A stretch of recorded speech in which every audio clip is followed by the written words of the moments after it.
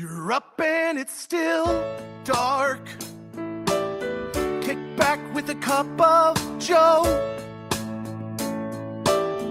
You know you've got friends waiting on 1620 The Zone. It's Happer and Schaefer. It's Connor and Mike. Listen on the radio stream or YouTube or podcasts. Anytime it feels right. It's Happer and Schaefer. It's Happer and Schaefer. It's Happer and Schaefer. It's Happer and Schaefer. Good morning, everybody. Welcome in. It is Tuesday here on Happer and Schaefer on 1620 The Zone. 1620thezone.com in front of a big night of basketball tonight.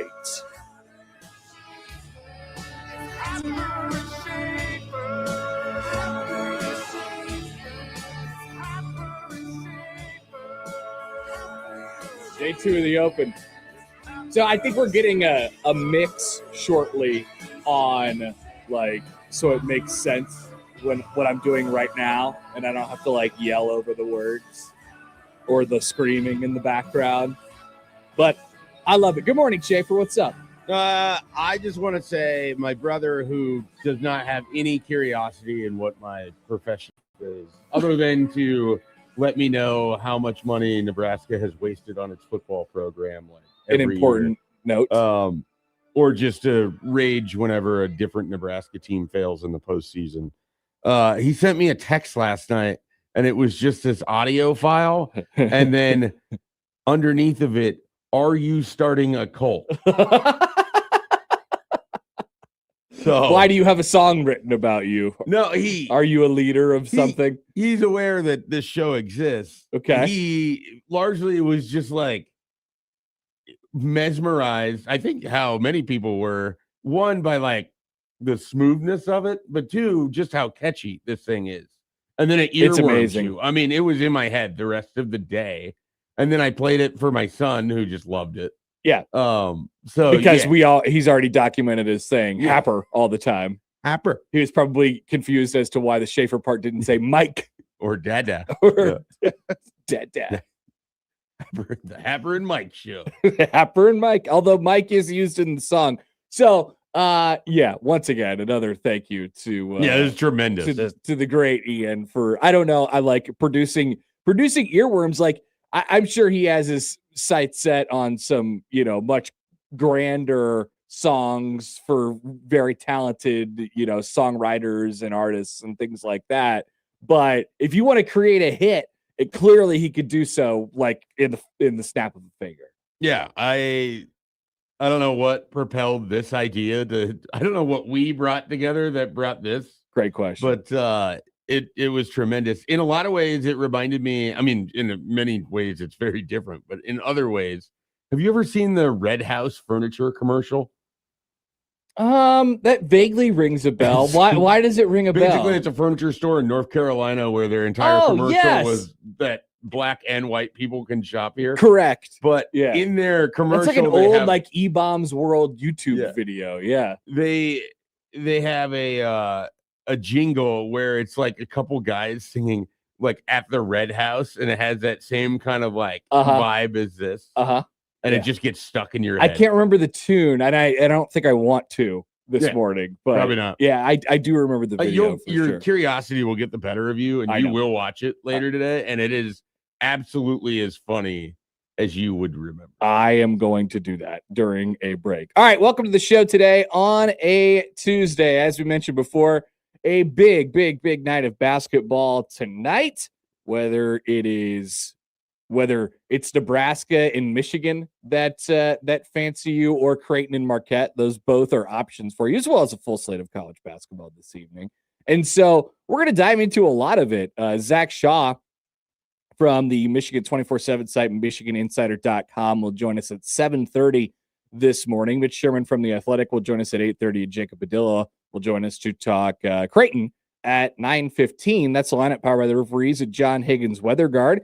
Want to hear from you all today, 402-951-1620 on the Prairie Flower Casino Zone hotline. Call or text that number. Tweet at Happer and Schaefer, at Connor Happer, at Mike J. Schaefer, at Joe Arcola on Twitter. Email Connor, Mike, Joey at 1620thezone.com on the Equitable Bank Zone inbox. And, of course, we say good morning to the YouTube streamers. Thanks for being here, ladies and gentlemen. We appreciate it, and get ready for a long, long day today. I want to start the show with a text. Here's a text from the 515. It's time to invoke the Jake Sorensen postulate. It's high time for a quality loss. Did you see this I don't know, I don't know how, and I don't know how we got there yesterday on Unsportsmanlike Conduct. I didn't listen to it. But I know that it was a topic of conversation. I saw some tweets. Is it good if Nebraska loses? Right, yeah. You're starting to hear more and more people say this. These people, which I can't believe, but yes, you're starting to hear more and more people say it. I don't no part of me understands how this makes any sense. It's more of like if I could try, I think it's more of a like a jinx, sort of fairy dust type of thing, right? Like, not necessarily that it puts more pressure on the team if they are undefeated, but like, I maybe there's something in the combination of both of those. I don't know. I am not one of these people. I'm just trying to dive into their heads. I don't understand these people, because whether Nebraska is 23-9 or 29-3, whoa, 23-9, 34-0 when they go into that first round game against whoever it is that they play, in your stomach will be butterflies, no matter what. Whether they have that loss, whether they don't have that loss, because you as a Nebraska fan, or you as someone who has jumped on the Nebraska bandwagon, or you as a casual basketball observer that knows that history is at stake, will wonder, no matter what, if today is the day that something that has defined a program that you've either spent decades watching, years watching, weeks watching, minutes watching, will be able to eradicate the shameful history that exists with it, that is a parallel, running line along with Nebraska basketball, at least over 30 years at this point. That is still going to be there, no matter what is in the loss. At this point, yeah. But you can't remove that from the DNA of Nebraska basketball. So again, what does a loss actually do? Sorry. No. But it actually worked really well with the ending of the point. Hey, I don't get it. Like, no part of this makes any sense. With volleyball, the argument there was, this is a team that's obviously going to be playing deep into the tournament no matter what. The expectation is a national title. Can they do this without having to carry the burden, or can they do this with carrying the burden of being undefeated and being talked about as one of the greatest teams of all time, not dropping sets for 40 some straight or whatever, different conversation altogether. Yeah, here you're talking about a singular first round. That's an interesting perspective. Like, I guess I hadn't really thought about that, and it works to, I think, normal people like you and I's points. The reason that Nebraska volleyball didn't win the national championship was not because they had to feel the burden of being undefeated the entire time, right? Like, I don't think so. No, at least they lost. So. They didn't win the national championship because they ran into the national champion, right? So in the Elite Eight, and that team beat them in 5 sets in a hell of a game, in which Texas A&M was just better that day, and Nebraska had a million things that didn't go well for them. So if you believe that, and if you think that is the truth, then the only conclusion that you draw is that 0 losses or 1 loss or 2 losses or whatever, it is inconsequential to what they do, with the exception of matchups that you could potentially get, but they were the number 1 overall seed, right? In volleyball, and Nebraska would be the number 1 overall seed if they go undefeated in this. They would. They would. You don't have to check with anybody. I won't. I won't. We No are Ken Palm in that. 100% sure Nebraska, I guess the only way this isn't true is if Arizona also goes undefeated. That is true. But if Nebraska I just goes checked with Ken Palm. undefeated, they would be the number 1 seed. Yeah, I believe that. I believe that is true. Again, that feeling that you will have that'll exist on the first Thursday or Friday of March Madness, no matter what, whether Nebraska has 0 losses, 1 loss, 11 losses, 5 losses. You felt the same thing when they took on Texas A&M. You felt the same thing when they played Baylor. Depending your age, you felt the same thing when they played Arkansas. Now it could change in theory. Like if you are say a 4 and you're playing a 13 compared to if you're a 1 playing a 16, your stress level might go up a little bit later into the game. You're probably going to feel it before the game, like you said, no matter what. But yeah, that's beside the point. All right. Well, at that point, you've had multiple losses to the point where people that are now saying correct, yeah, they need to have a loss to be, well, they should have won more games. Right. Yeah, so why did they win more games? It would completely flip. Did they consider winning more games? Shouldn't have put themselves in that position. Yeah. So of course they got the best 13 seed. I can already hear the ranking of the 13 seeds in the guy's head who says they need to lose a game now. Let me pull the bracket matrix just to see who our 13s are.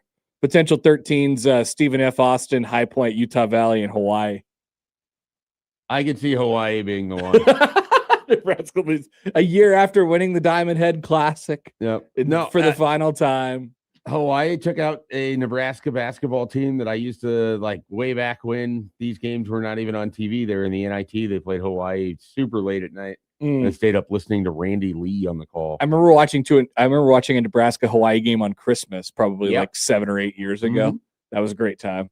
Just like 11 o'clock at night. Fantastic. Okay. So we have plenty, as you could tell, we have plenty of angles on Nebraska ball tonight as they take on Michigan, the first ever top 5 battle. Here's what I want to find out history. Yes. From Zach Shaw.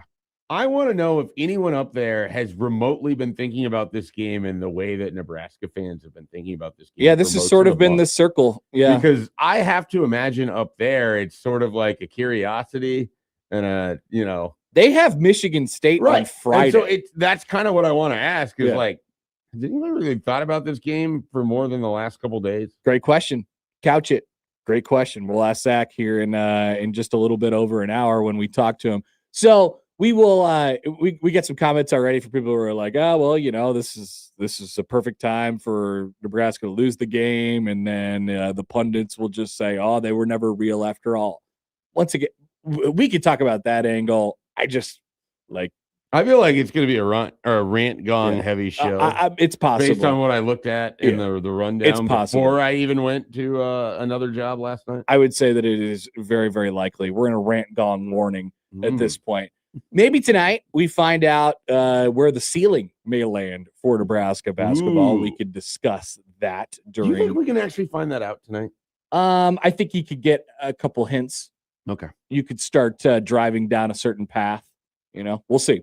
I have some Nebraska ball comparisons for you. Oh, I have some screenshots. Cross sport, same sport? No, same sport, different years. Okay. So Bart Torvik has this where they compare the efficiency scores and the similar on a similarity standpoint, and they do it from a resume standpoint. And there were some teams that popped up, and I wondered if you thought that it was interesting or not. Also today, the Big Ten schedule. Joey, wake up. The Big Ten schedule is coming.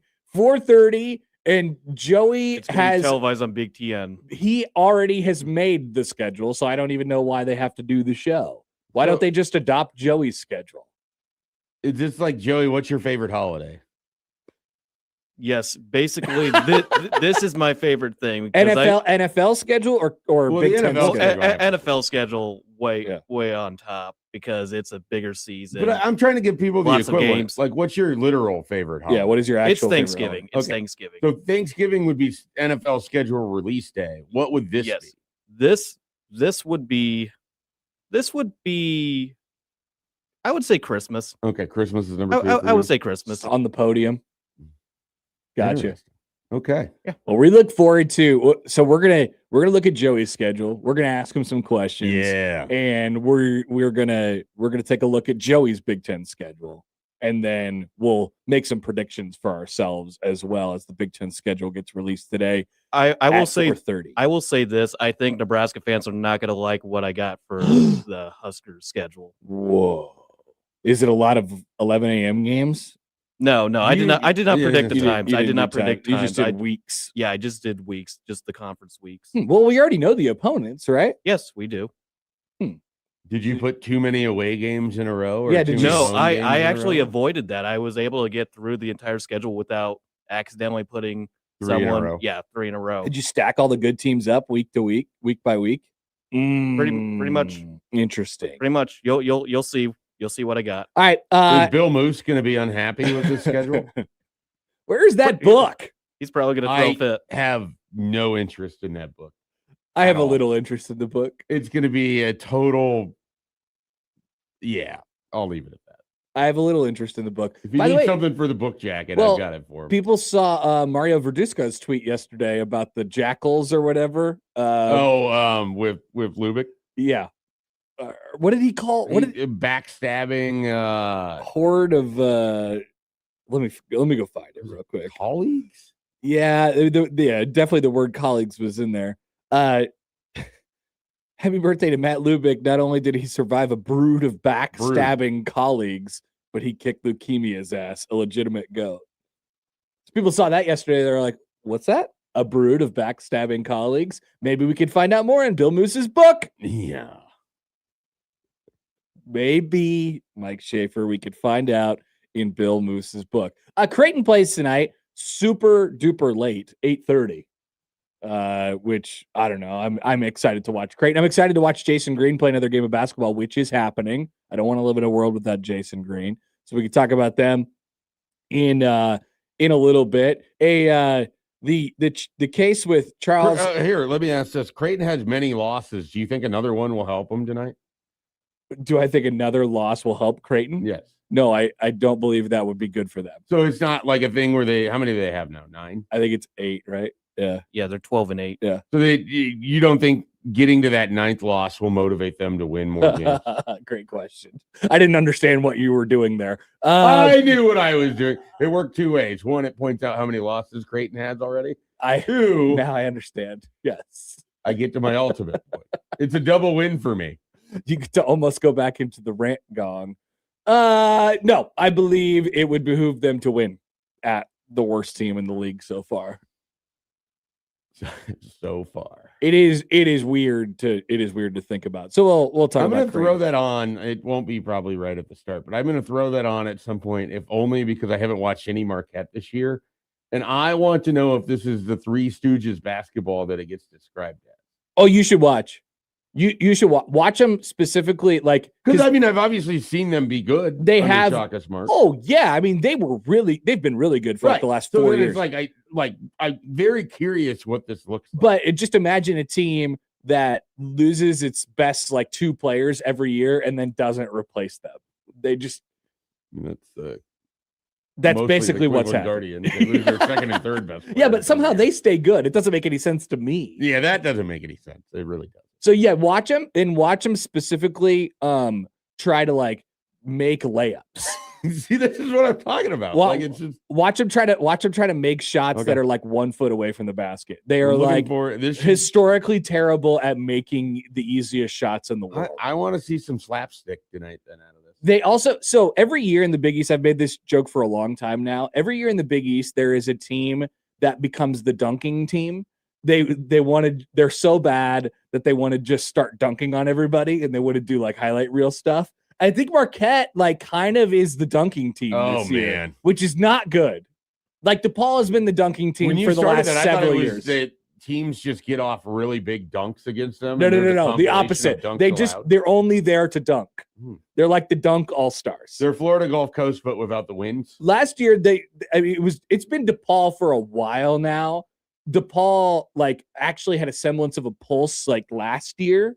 but they were still the dunking team, and it almost resulted in a fight with Ryan Kalkbrenner here in Omaha at one point. But everybody was trying to dunk on Ryan Kalkbrenner forever and ever and ever, and very few succeeded.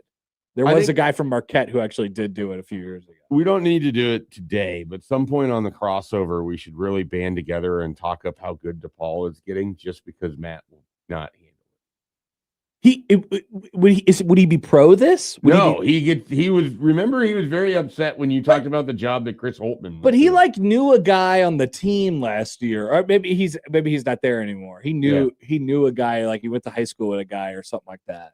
I mean, he knows everyone that's been in Chicago. I suppose they all have nicknames, and then you're like, "Do you know this person?" He's like, "Well, no." Well, what do you call him by that? With everybody. His name was hilariously very Chicago-y, Troy D'Amico, which was fantastic. All right. We are off and running today on the show. We are pleased that you have decided to join us today. Stay tuned for whether it's our illustrious guests or the takes or whatever, or Joey's schedule or Nebraska ball talk. Listen now. I will say this before we take a break about Nebraska basketball.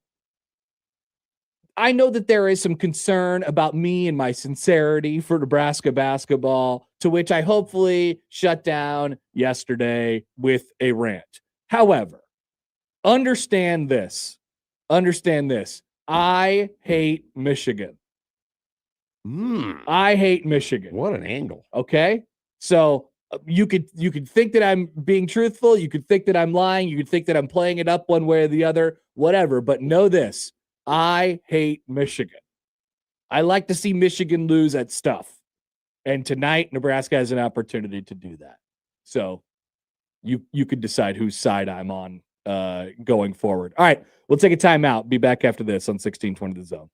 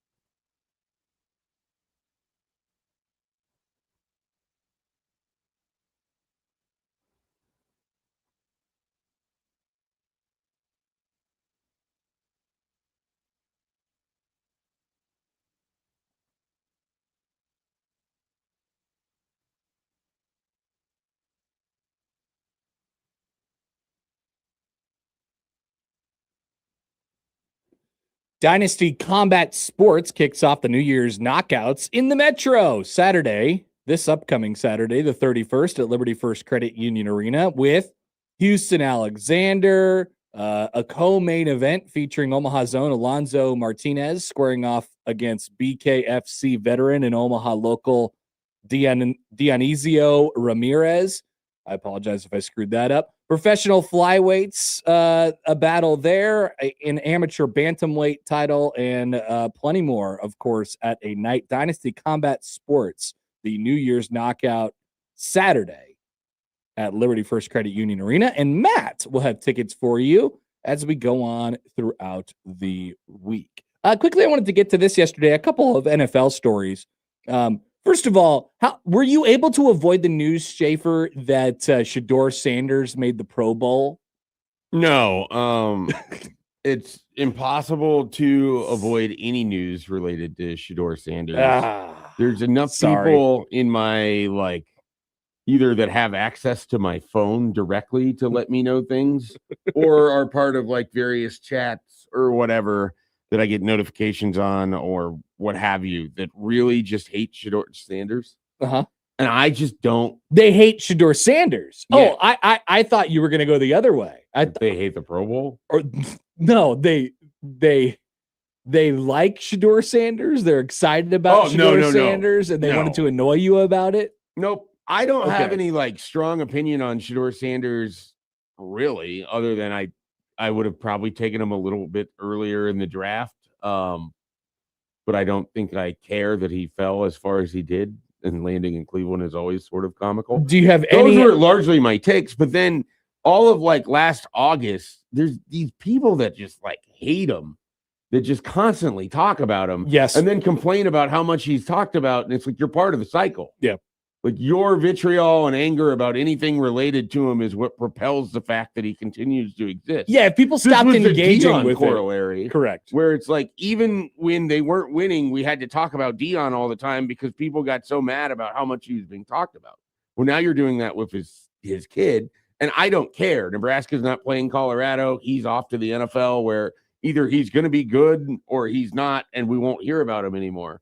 And so there are 4-year-olds who are Shedeur Sanders stans, though. Oh yeah, they love Shedeur Sanders. There's the opposite end of this. I don't have any of those in my life. Okay, good. Which is also that fine. means you don't know any 12-year-olds, which is awesome. Happy with that statement being said on air. That's important.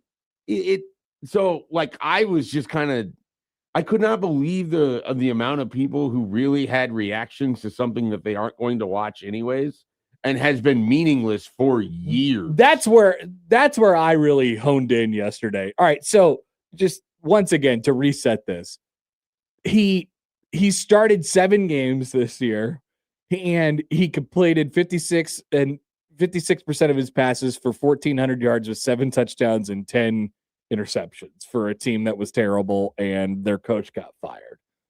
Although Sanders himself went 3-4 as the starting quarterback this past year, just to give you that general baseline. But I don't understand why we have to have an adverse reaction to this, because we know exactly what it is. If you care at all about Shedeur, whether he makes the Pro Bowl or not, I'm not sure what to tell you, but you have to understand. I know what to tell you. You don't care. You have to understand why he's there, because 100 quarterbacks either don't want to play or can't play in this NFL flag football Pro Bowl that is now on a Tuesday. I don't know if you knew that. It is now on the Tuesday of Super Bowl week. What? Yeah. They just started doing that. I noticed it a few weeks ago. I'm like, Tuesday. So the Pro Bowl is complete and total nonsense. 100% nonsense. So why wouldn't you have Mr. Clicks, Shedeur Sanders, show up and throw some footballs How around? did he become Mr. Click? Everybody loves clicking on Shedeur Sanders stuff. Click. I don't really click on the link though. But. You don't, but That's the because general I've got American a public freaking does. synopsis in my text from a friend that just can't live his life without complaining about Shedeur Sanders. The American public loves clicking on Shedeur Sanders stuff. They do, and that's why he's in the Pro Bowl. Tuesday? It's okay. I don't. That's what Schaefer's most surprised about. That's what ESPN decided to do. Tuesday? That's what they could agree with. Yeah, It's like came a out 7 Tuesday. o'clock. Well, they figured nobody's watching on the Sunday anymore. Yeah, you I know? mean, I it's think they're true. reserving it for the NBA now. I'll be honest. I'll probably put it on Tuesday. So what slate of games will it go up against in college basketball, I wonder? Will Nebraska be taking on Rutgers? Because then I won't be watching. Nebraska will be not taking on Rutgers. They That would have been a pretty short break. wait. Actually, I was looking at the wrong schedule. No. The Rutgers game is Saturday at the Rack. Oh, okay. So they've got a break. They'll have the whole week week long break off. after the Illinois game. Yes. Indeed. I couldn't remember exactly how that schedule came together. So let me go. Okay, Which? Monday, Tuesday. They could be watching NC State SMU that night or the Pro Bowl featuring Mr. Clicks. look, I'll be Shedeur honest. Sanders. I'll probably put the Pro Bowl on. Okay, all right, and you'll watch I'll Shedeur report Sanders, back on the Pro Bowl, and then your phone will be blowing up again. I'm not watching, but it is a travesty. This is terrible. I can't believe he threw that bad, horrible flag football pass in this fake game on Tuesday. That'll be your phone. That'll be what it says. He's flashing his watch in a Alan game that Pearson doesn't matter. looks so good on that team right now. Also, this might be the same type of person. The person who cares about whether Shedeur Sanders made the Pro Bowl or not, and NFL conspiracy person. Is that the same guy? Oh, I don't know. I think it's touching on different things, but maybe it's not. It's Maybe definitely there's a different. Venn diagram where they're in there. I think there's some sort of a corollary. So here was the conspiracy. Is this a new one? Does it have anything to do with power stations? It does not. It does not have anything to do with power stations. That one died pretty quickly. Once again, I'm completely unclear whether you caught wind of this yesterday. I love this potential bit that we have brewing here. Like, I don't know if you saw this or not. So I don't know what it is until you say it. So the NFL before the season, this. Okay, you saw it. The graphic? The graphic. They create this stupid looking graphic. Well, it's fine. With all of the players, one representative from each team with their backs turned looking toward the Lombardi Trophy at the end of the year. Oh, I know what you're talking about. And they're like, here you go. The season's coming and everybody's looking forward to, trying to hoist the Lombardi Trophy at the end of the year. And so if you're watching along with us on YouTube, it is up there on the screen right now, although oddly placed, but that's just how the picture is. So Saquon Barkley is in the foreground. He's got Brock Purdy and Joe Burrow, Patrick Mahomes and TJ Watt and Jared Goff. And you keep going back and you probably actually can't even see it. But if you zoom in close, all the way in the way back, Drake May and Sam Darnold are standing next to each other. And Drake May and Sam Darnold are standing like almost closest to the Lombardi Trophy. And then the conspiracy theories started to really pop up. Why did they put Drake May and Sam Darnold right next to each other? How did they know that they would end up in the Super Bowl? And why are they so close to the Lombardi Trophy? How did this happen? This was the conspiracy theory that took over the NFL over the last 48 hours. Does the theory attempt to explain it all? Why other players that are also good but are much further back closest to you? No. Is there any attempt to be like, well, it couldn't be we think these teams are going to make the Super Bowl because we have Saquon Barkley all the way back here next to Brock Purdy? Yeah, I think the original intention, obviously, the photo was to put them furthest away from. Yeah, that seems to be like hey, these guys have no chance of making the Super Bowl. Right. Like coming off of a 3-win season and they just signed Sam Darnold. How desperate are they? Mm-hmm. But it turned out they meant, the script writers meant the exact opposite. The script writers are really good at somehow always knowing things that are unknowable. It's amazing. The They're script the writers are truly incredible. I love what they did. Was it last year they had the commercial with the NFL script writers and they were like furiously like that was, they made a bit out of it. That was funny. But just to repeat going into this time of the year where the NFL obviously, or we're in this time of the year where the NFL is king. You have to be a total idiot to believe that the NFL script writers exist. Now, that if they you, plan out the season you have to be a total idiot. if you could have found Jarrett Stidham hiding somewhere on there, You're willing to Or- listen? Bo Nix on crutches, then I would have been like, okay, all right. We got something here. Yeah, if Bo Nix is on crutches, I've got some real questions here.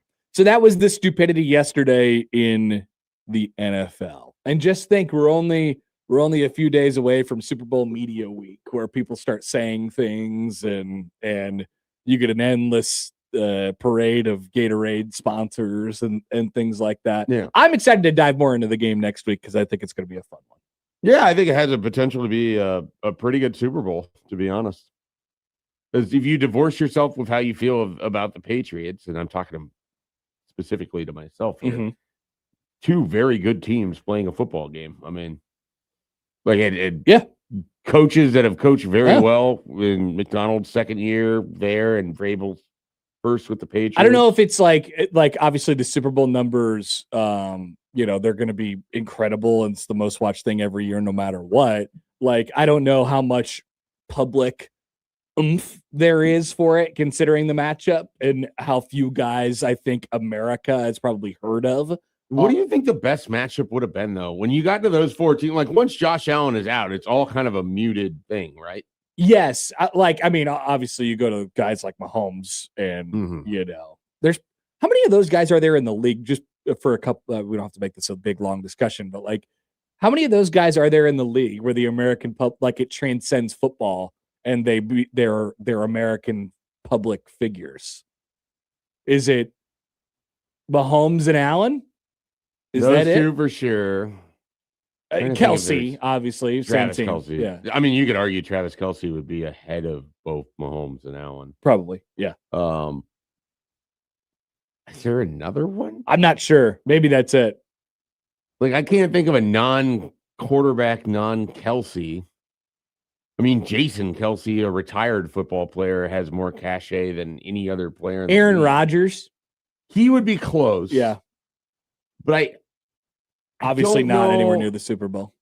Yeah, I mean, he's dated enough actresses. I think people know about Aaron Rodgers. Yeah, so that's probably a fair one. Then I think it gets really tough. Like a good barometer. Maybe I'll ask my wife when I get home. Even though inside the sport he's huge. Joe Burrow's probably getting close. But I don't think that like non-football watching people think or know of Joe Burrow. No, but you're in the right area. You're in the right area. Okay. I mean, for not the right reasons, Stephon Diggs is probably in maybe that category. Yeah. Okay. So there you go. You got a guy in the game. He made it. People forget. We almost had Devontae Adams. He's famously now 0-5 in the NFC Championship games now. That's true. I wonder if the American public knows about that. Famously. I doubt they do. So maybe what I'll do is I'll go home and I'll ask my wife, like, is it Cardi B? Name some, Cardi B. That's Stephon Diggs. Yeah. Yep. So name me like some NFL players. Just like go. And we'll see what she comes up with. Okay. That'll be a good, I'd be interested in this. That'll be a good gauge of this. All right, we'll take a break. We'll come back, round out the hour on Happer and Schaefer here on 1620 The Zone.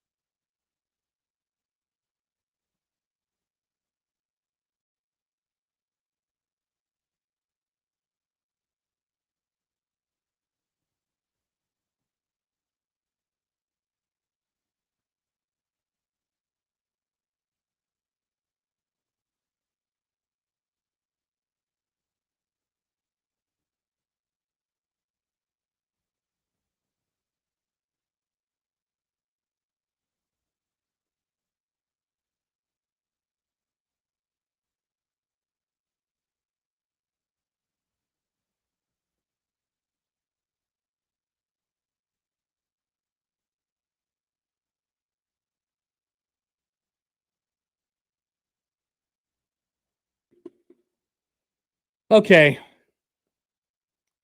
Let's play a little game called Yesterday in Rage Bait.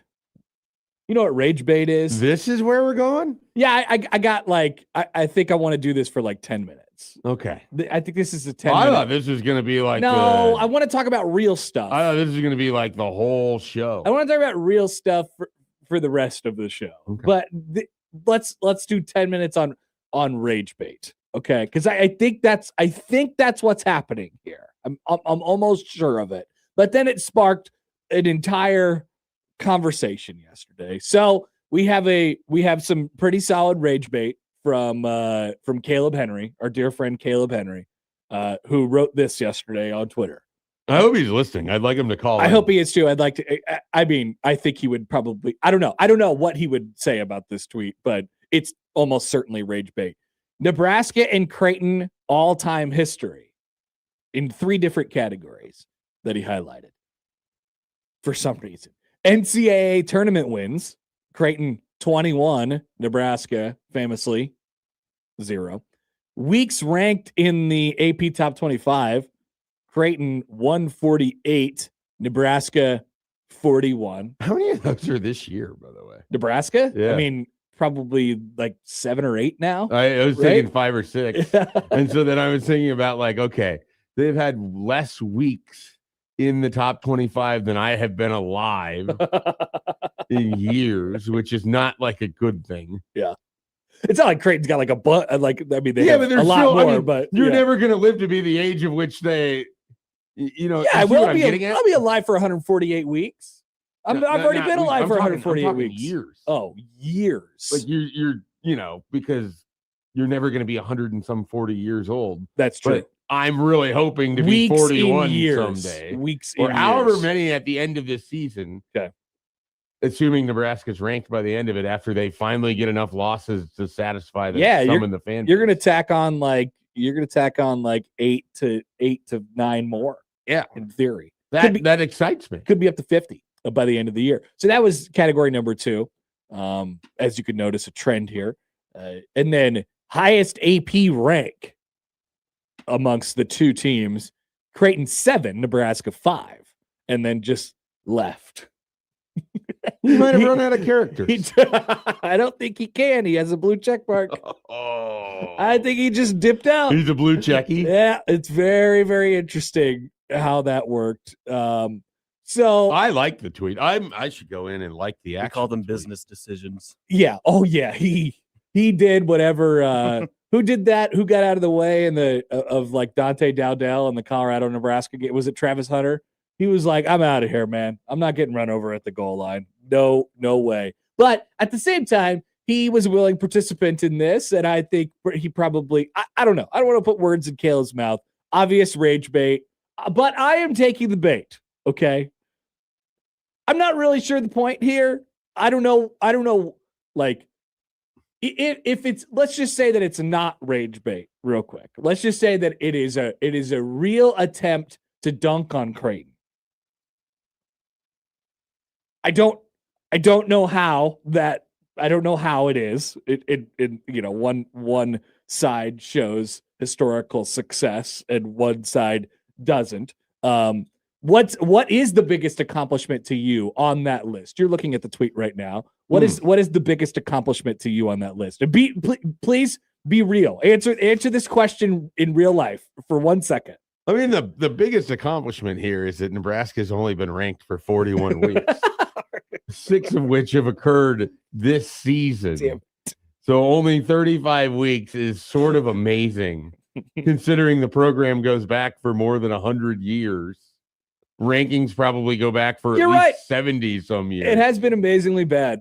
So, and there's famously at least what, like 30 some weeks in the college basketball year. Yeah, I don't know how that works. Probably less. Probably in the 20s. Would be my guess. I'm gonna have to do math on air to get from November 1st until like say April 10th. Yeah.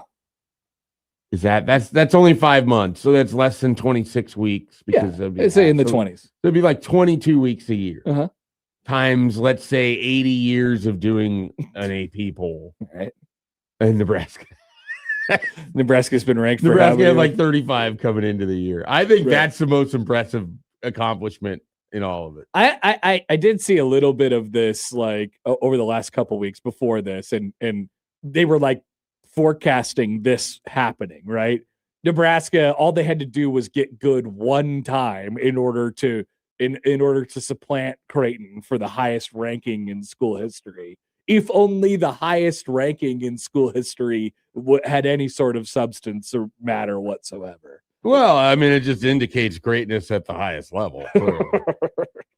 In a singular snapshot, you would be like, well, has a team ever been ranked this high? And in one case, it could be yes, and the other, it would be no. That is true. I wonder. I mean, there is also the question of like, I mean, if you back it up a little bit, it's like how many times have they been in the top 10 or something like that? You're probably you can put different parameters if you really care about rankings to change your field of view. I would come back to. I just flashed back the clock about 5 years, and I heard people like this is when Nebraska. This is a different time. This is when Nebraska was down in the dumps. And all I heard was chirping about how Creighton couldn't like get to the Sweet 16. And then they like did over and over and over again. In fact, like 3 out of the last 4 years. And stuff like, well, I guess we'll see what happens in March. I guess we'll see what happens in March, right? When you guys get there, even though Nebraska was like not even near the conversation at all. They're like headed toward an 8-win season or something like that. It's like, we'll see what happens in March. And then they won in March. Like a lot. And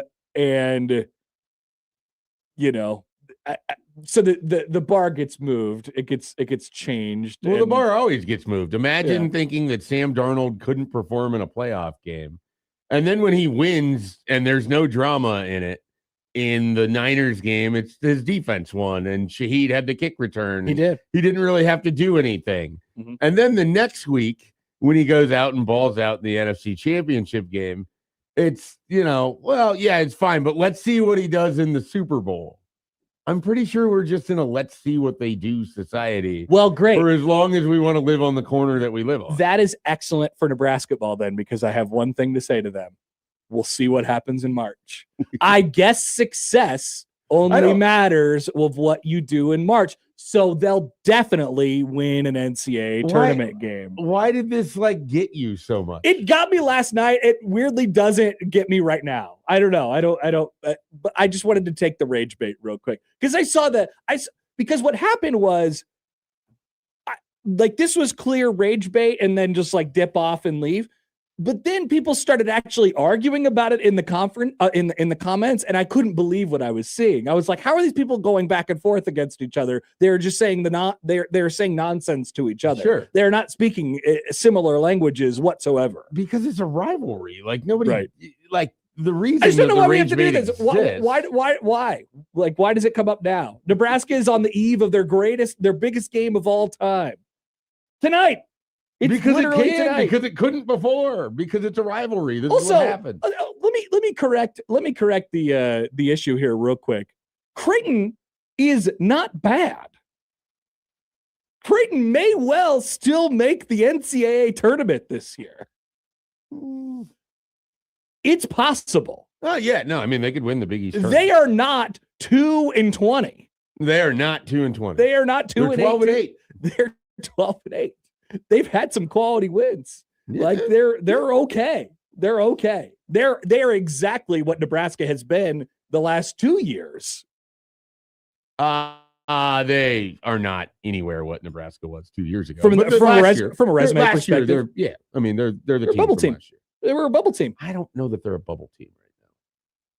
Creighton? Yeah. They certainly are. Look at every bracketology that's ever existed. Lots of work left to do phase of the bubble, not near the actual converse. I don't get the difference. Okay, so if you do the last 4 in, and they're there, you think they're in the last 4 in? I don't necessarily think they're going to make it, but I just look at the bracketologies and it tells me that they're right on the outside. How? I don't know. I don't know how the brackets get made. I don't. Ask Joey Brackets. Ask Lenardi. Wait, Joey Brackets? He gets brackets? That's Joey's schedule. No, not me. Not me. I was gonna say. I didn't know that you. I'm not you dabbled that. in. Wait a I'm not minute. that crazy. Jordan says next 4 out isn't really the bubble. Yeah, It's not? Yeah, it is. How are they in the next 4 out? They're in that conference is going to get 3 teams, right? I don't know. Yeah, and they're not one of the they're 3 going to get teams 3, currently. possibly 4. Their win is Villanova, right? Like that's their best win. Mm-hmm. Trying to think of their best non-conference win if they have one. Pretty much the Oregon game, and they're near the bottom of the Big Ten. Right. Yeah. Not really helping them much. And then now, if they go and beat UConn on Saturday, that I think would vault them into this I'm just saying, snapshot in time right now, they're a bubble team. Yeah. According to the bubble, according to all the bubbles. I don't understand how, because it's an incredibly soft resume. So you won't even let me have Creighton's not that bad this year. You don't believe say that they're to not be that true? bad. I just don't think that they're a bubble team. Okay. All right. This conversation is stupid. I'm not talking about me and you. I'm talking about this. I know that. I'm talking about this. I just sort of enjoy it because obviously it's a rivalry between 2 fan bases. The reverse of this is you're the Nebraska fan that's heard from a Creighton fan for decades about everything all the time. But do they Yes. I don't think they instigate that conversation. You want me to read a tweet that exists in the same realm? I don't think they instigate that conversation. I think what happens is I'm speaking in a very general, Sure. so maybe you're pull a tweet right now, but I'm speaking in a very general basis here. But Creighton's had this regular season success. Nebraska fan comes in and says, well, how about you win a tournament game? And then Creighton says, yeah, well, you've never won any tournament games. Also, okay, we'll win some tournament games. They win a bunch of tournament games. And then it's just they go back and forth and yell at air for 8 straight hours. I don't sometimes the way that you'll talk about this is it's like there doesn't exist the antagonizing side of the Creighton aspect. Yeah, I don't see it as much. And part of it is that you wouldn't, right? Like you're not. I don't know. I feel like I'm in I'm surrounded by the people. You're so very much in the wars, but you're on the side of it where you're just taking, heavy fire from Nebraska people over and over. Oh yeah, that's right. I'm drowning in that. So it would be sort of hard for you to see the other aspect of the battlefield because you're generally just besieged by stupid tweets about how much you hate Nebraska basketball. It absolutely exists where all you would hear from Creighton people is how terrible the basketball team is. And now the football team is terrible too. And yada, yada, yada. I mean, there's a guy that Jack Mitchell retweeted last night that was like, it's the worst Power 4 basketball program in the country, which is not really true and hasn't been true for several years. And yeah, they don't have a tournament win. Well, what's he talking? Is he talking about historically? I mean, historically, it's got to be close, right? Yeah, I mean, it depends on what if the metric is only tournament based. If it's like wins and losses or just overall success, then no. Well, how close is it from an overall success? I think they're somewhere middle of the pack. Dave Feit went and grabbed all the information. They cannot be middle of the pack. In terms of win-loss record. Like they have an over 500 record for their, compared to other Power 4 programs just straight up win losses, straight up record all time. Yeah. Yeah, I would have to think that Nebraska's in the bottom 25. Which is worse than half. So what would the bottom 25 out of what? And then also there's 70 Power 4. I usually go off of 70. So we're talking high major. Yeah. Okay. Yeah, they're probably in the bottom 25. That'd be my guess. Yeah. But so that's the sort of over the top stuff that's going on all the time in the Creighton, Nebraska wars of it. So who's more triggered about this? I think it just depends on the year of which your team and how they're doing. Yeah, basically. I guess so. The triggered is just going to be a continuum of, whether your team wins or loses or not. I can't make a really great Ryan Kalkbrenner joke without 1,000 Creighton people being like, "Where's your tournament win?" Yeah. You got the same amount of tournament wins as Kalkbrenner had points in that game. That is, I hear a lot of that all so the time. you get that. I hear every time I say a word, it's like I remember when. No, I mean, is Kalkbrenner sick again? but What's that's- wrong with him? So we're not talking to each other. We're just talking. We're just saying. Isn't that things. just the nature of the rivalry, though? I guess so. Doesn't make it any That's less why frustrating. I'm surprised that you were this caught off guard by what was going to come from this. Yeah, I got baited by the rage bait. I mean, if there's a world, and I would love to live in it. If I wish there's a there was world where less Nebraska makes the rage Final bait Four in our world. If there's a world where Nebraska makes the Final Four, it's just going to be open season on this thing. On Creighton? Yeah, because it's one more round. That's where Nebraska would It's turn. like they finally won a game and they can't stop. Yeah, that's some real big brother energy there. But that's what it is. Yeah. That's I mean, there's a lot of conversation conversation about who's the big brother and who's the little brother, and all of a sudden Nebraska makes a Final Four, and they're like, "Ha, Creighton, nice job."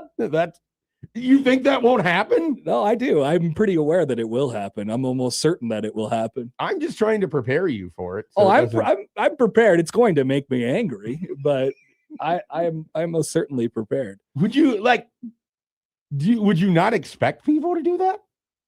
Oh no, I would. Okay. I just don't understand it. All right. Well, I don't understand why people can't just be happy. You have to understand the why. It's to just pick at the other team. Yeah. Like the why is just because you can do it. There's no rationale to any of this. These teams don't play in the same conference. They play one game every year. Yeah. Once in a while they might play twice, and it's when they meet in the NIT. So you don't have if and when Nebraska wins it, which they'll definitely win an NCAA tournament game. Like when they do that, the guy with that bit wonders why people come back. When Nebraska definitely wins an game. NCAA tournament game for sure, your first reaction or people's first reaction won't be to be like extremely happy and elated about it, and they'll just be like, "Let's go to Twitter and yell at Creighton." That is weird. That's not my first reaction. People will, though, as you just said. Well, I would think that it would require more than one tournament win to go yell at Creighton. But interesting. You never know. Oh, that's interesting. As it relates to the tournament. As it relates to this, it's just that pointing out that Nebraska is number 5. Oh, that's a good bit. Just move the bar. Yeah, try getting 2 tournament wins. Yeah, try getting 3 tournament wins. I mean, that's what this is. That's a great idea. I didn't even think of that. It's going to take them a long time to get to 21. God knows how many weeks it's going to take for them to beat Creighton in that. That's right. I would say that it's a well-documented, long historical success. It's a lot more fun for me when I participate in this to basically be like, well, yeah, 3 out of the last 4 times Nebraska's beaten Creighton. The last 2 times, it just feels like a changing of the guard. You ignore the fact that there's really nothing behind that statement, but you say it enough that it annoys people. Mm-hmm. And that's how I come in on it. That would be, the Mike Schaefer experience. And sometimes you take the rage bait, which unfortunately I was a little disappointed. No gong from Joey in there. I felt like there was some opportunity with Happer. Yeah, people are saying that I'm triggered on the YouTube page. You now. are triggered. Sure. You said you took the bait. I'm triggered. Well, I took the bait. I wanted to talk about it a little bit, and I don't think we could I don't think we're capable of having a real conversation about this. It doesn't seem. Kyle writes in, Creighton lives rent-free in Nebraska's mind. It's like Bears versus Packers. Bears fans walking into a playoff game against the Rams chanting about the Packers sucking. It's little brother behavior. And then there's plenty of that on the other side. Honestly, that is kind of true. But I just got that. I do kind of agree with that statement. All right, let's take a break. We'll be back after this. What's out of the conversation? I do on 1620 The Zone.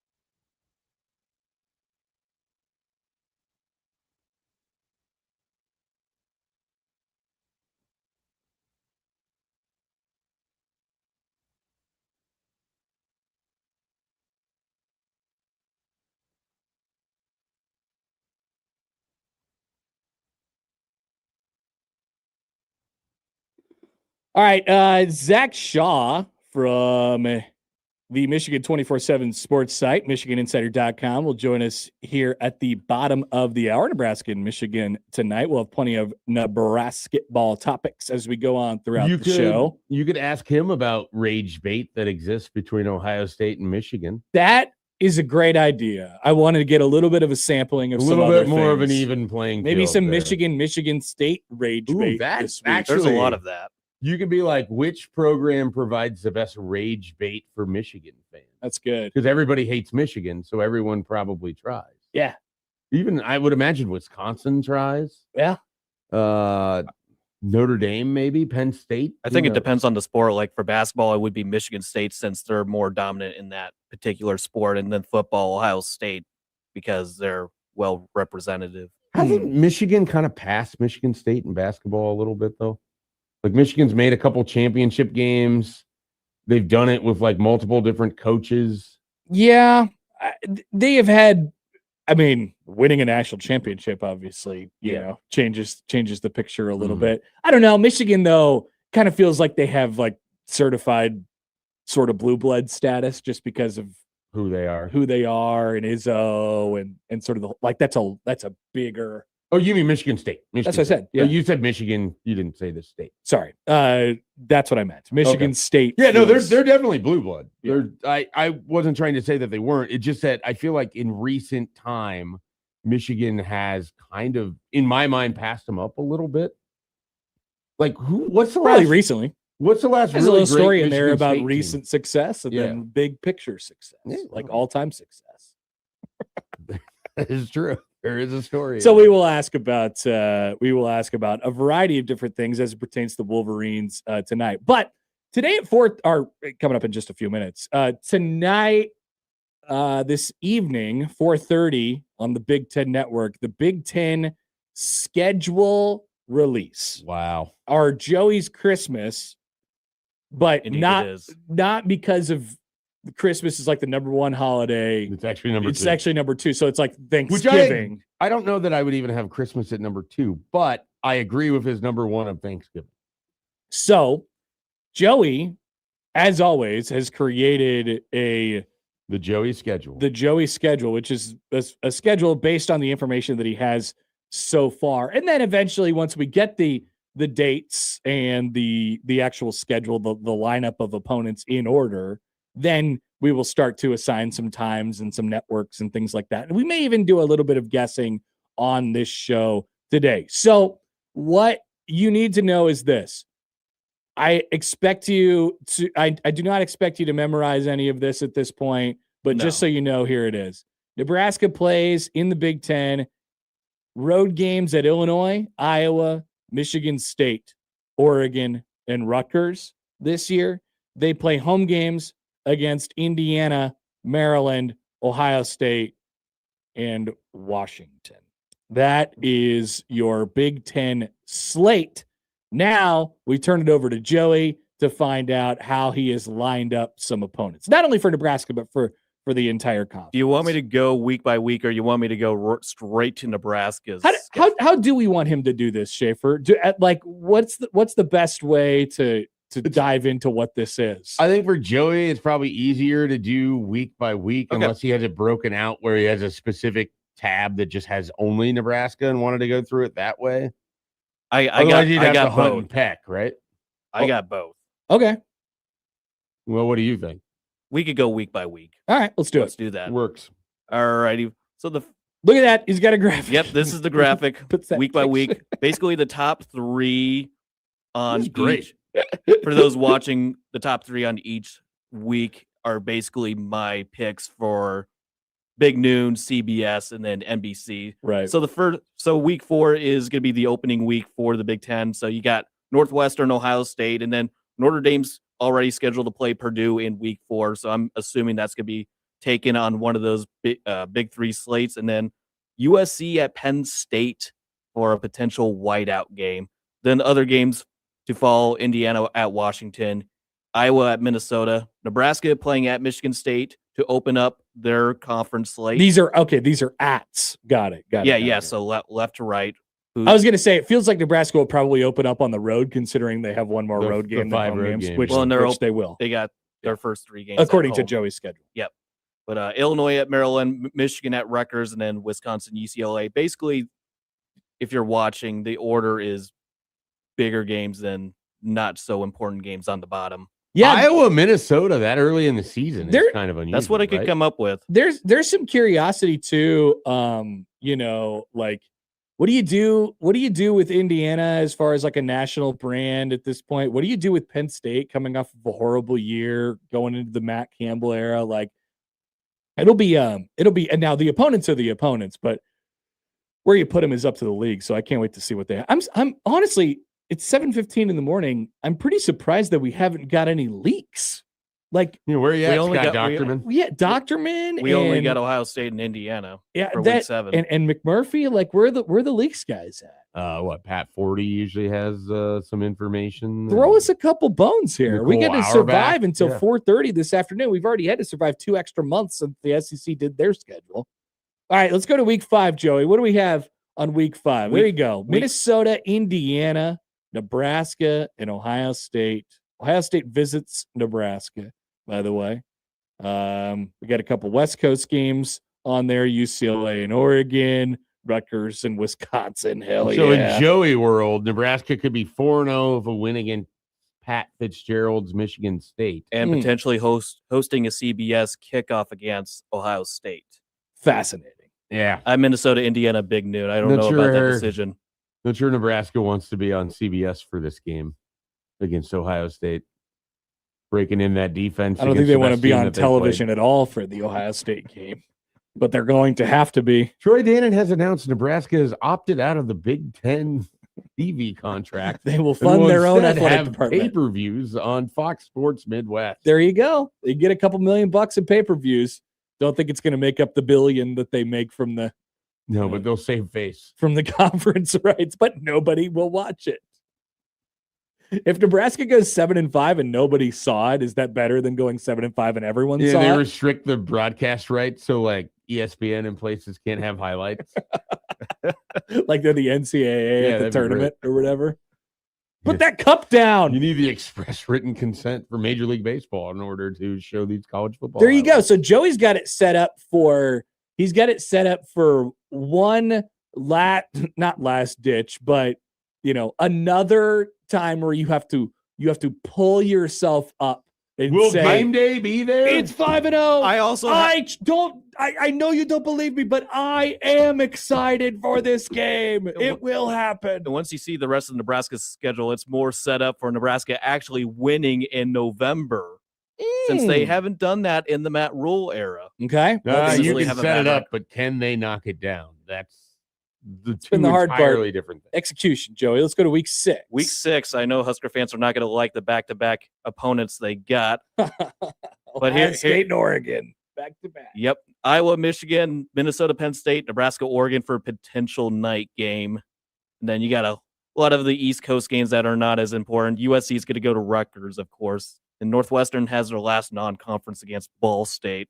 Can I Balls. just slightly interject to question why it matters if Nebraska plays Ohio State and Oregon back to back? Like, should conferences purposely try not to put teams playing these two back to back? No, but you know how it goes. People will always I know, go but this out is the to- whole thing when Bill Moose literally suggested that. Big Ten didn't do us any favors. Yeah, well, that, but also he like suggested that Big Ten East games shouldn't count on your conference record. Mm.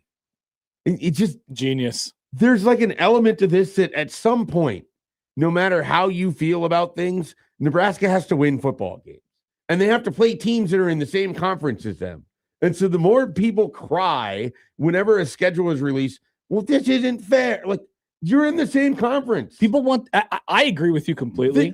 I've been saying this for years, but people want the layup. They want the. How do we get the easiest route possible? There isn't we going had to be a layup. No, we had this discussion last year when it surrounded Nebraska canceling the Tennessee game, which was supposed to happen this year for the record. Yeah. But people were like, No. Like, I agree with this. I don't want to play hard games. I want the easiest possible route to respectability that I could possibly get. And I go, you are missing the point.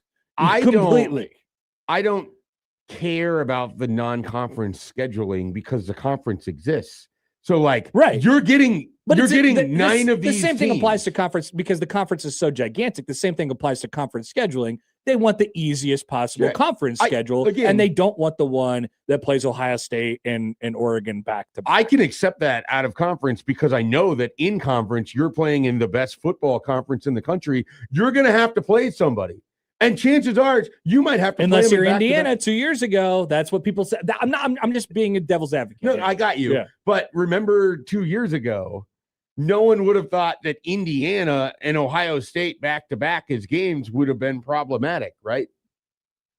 Nebraska played them in back-to-back games. Is that not what happened? That is true, yes. But at the time when the schedule comes out and people would have cried about something else, they wouldn't have cried about playing Indiana and Ohio State on back-to-back weekends. No. It would have been, at least we get Indiana before we have to go to the horseshoe. Right. And then the season plays out and the games play out. And last year when it's like, Penn State in November, that's going to be the most difficult game on the schedule. Well, it turns out they played it like that because Nebraska just didn't show up.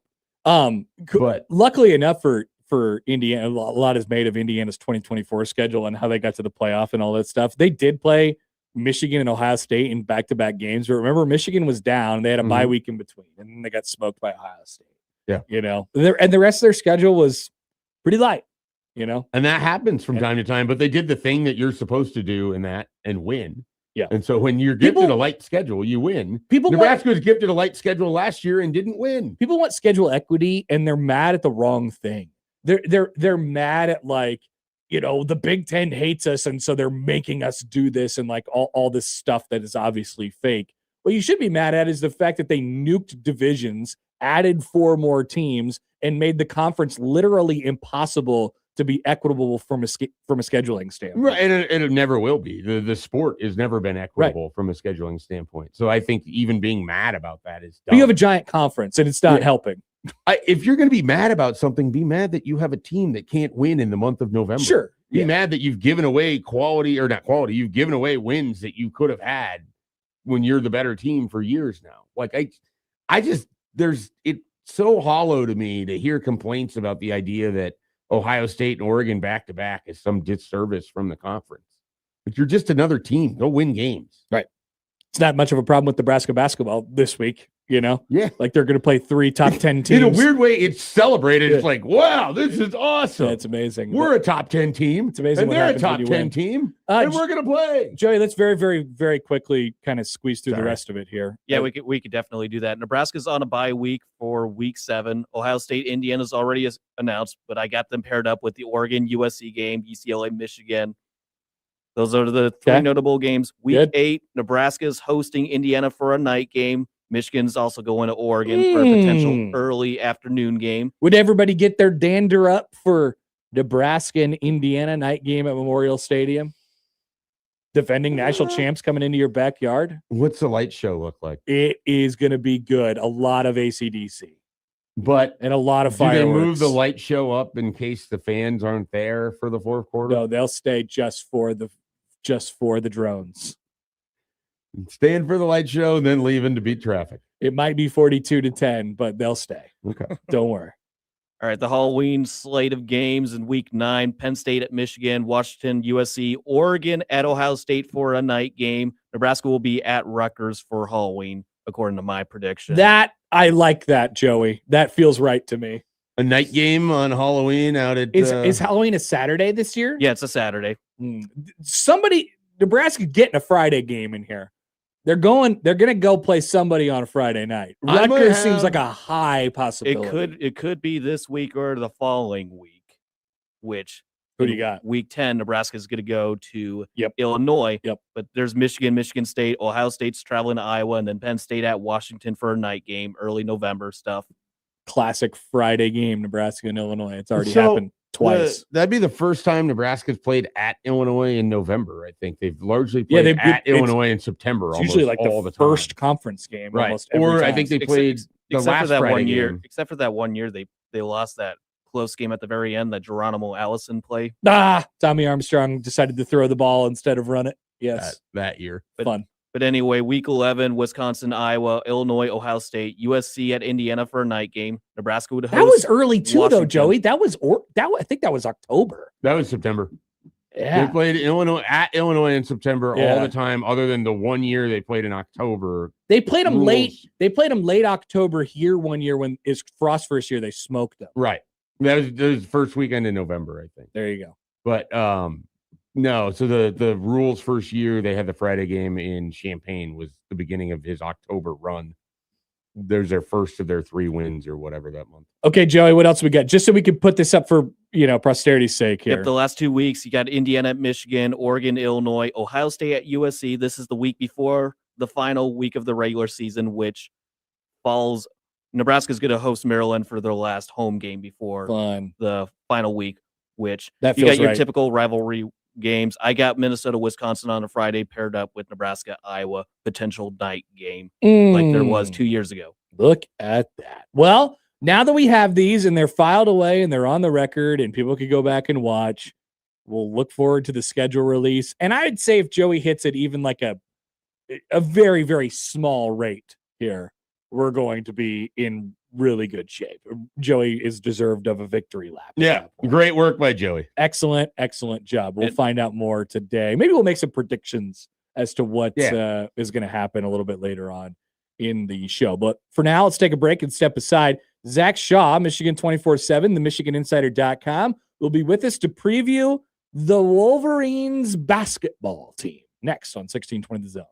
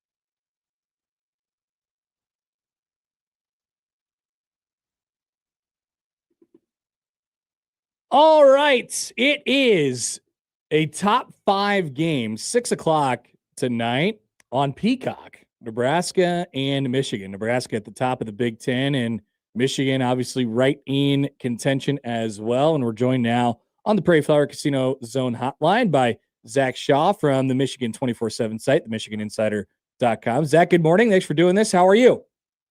Absolutely. Thanks for having me on, guys. Happy game day. Still sounds a little weird to have a top 5 matchup on Peacock, but should be a fun one. I know. What's the I mean, you could see before the year why this game was scheduled for Peacock. Obviously, it didn't turn out that way. What Schaefer and I were curious, what is sort of the excitement level up there for this right now? Did anybody have this on this game in particular, the Nebraska game, on the radar?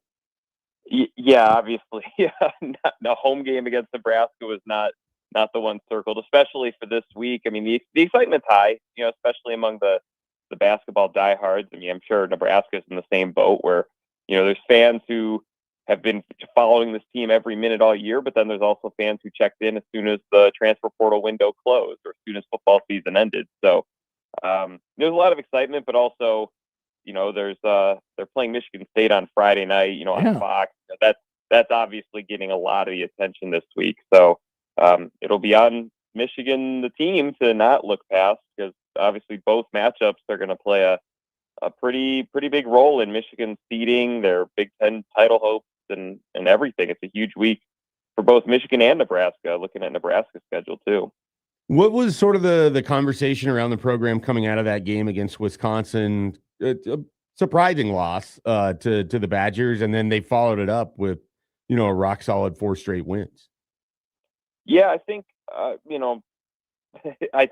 Michigan, by Michigan's previous standards in November and December, I think they were good wins. I don't think they felt like they played their best basketball since December.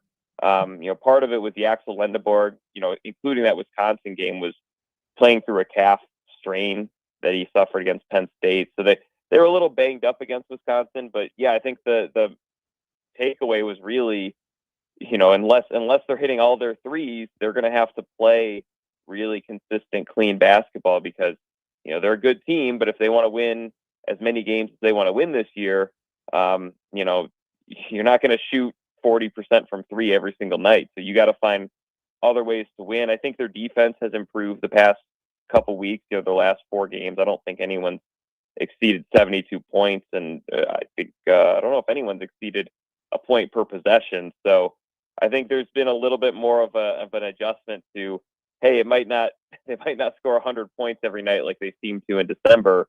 They might have to win some of these games the ugly way, and I think they're still waiting for their 3-point shooting to come around. I think, Axel Lendeborg, definitely his last 2 games have been a lot better, but I think, he's still kind of waiting to play like he was in November and December. So I think Michigan's, obviously they'll try to win any way they can, but I think they're hoping that they can continue to maybe return to that November, December level of play, because I'm sure you guys have seen the box scores. The way they were beating good teams, it's like, man, that kind of team, I don't know how you beat them.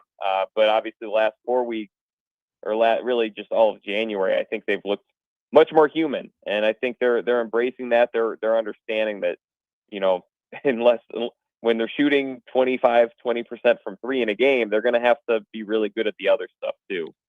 How much I think you kind of just hit on it there. How much at that beginning of the season, they were supposed to be a pretty good team this year, Michigan was. They picked second in the league, and everybody thought they were going to make this sort of jump this year, and they had Lendeborg coming back. But that had to be a pretty big shock to the system to do what they were doing, through basically December. Like, how did that match up with your expectations for what they were going to be before the season started?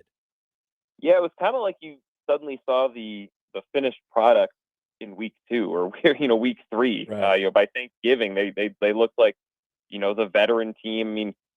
Dusty May's a pretty good roster builder. They built a unique and good roster last season too that ended up performing pretty well, winning the Big Ten tournament, going to the Sweet 16. This year's team, I think they felt even better about before the season. Just all the different ways they could be good, all the different veterans they had that could play different roles, the depth that they had. But yeah, I think it was a surprise to, I think, even Michigan that it was working that well. But I think one good thing for Michigan, kind of similar to Nebraska, there's a lot of veterans who have been around college basketball for a few years that are leading the charge for this team. So they kind of knew, other teams were going to catch up, and obviously the 3-point shots, or all the different, it was like they had 8 straight of their like best nights, and then suddenly, I think that even they knew, there'd be a comeback down to earth at some point. And Big Ten play is a lot more challenging just because you're playing decent teams pretty much twice a week.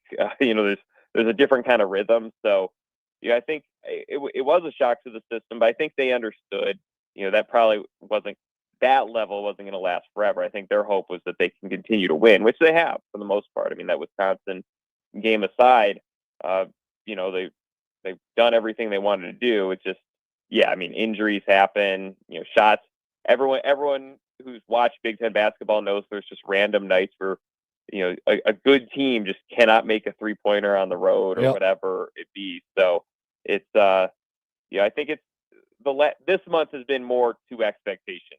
Great team, capable of winning every game, but they might not beat Gonzaga by 40 every single night they play. So Dusty May's now in his second year at Michigan. He's on like an incredible heater over his last 4 years with the 2 at Florida Atlantic and now 2 at Michigan. What have you sort of learned just in these year and a half of covering his basketball program about him, and what is it that allows for him to be so successful as a coach and kind of finding some of these players in the portal and taking some of the chances that he has? Yeah, I think he does a great job in the roster building of projecting what he thinks he can turn a player into. I mean, Danny Wolf, when they recruited him, he was a center at Yale, but they envisioned him as a point forward who's 7 foot.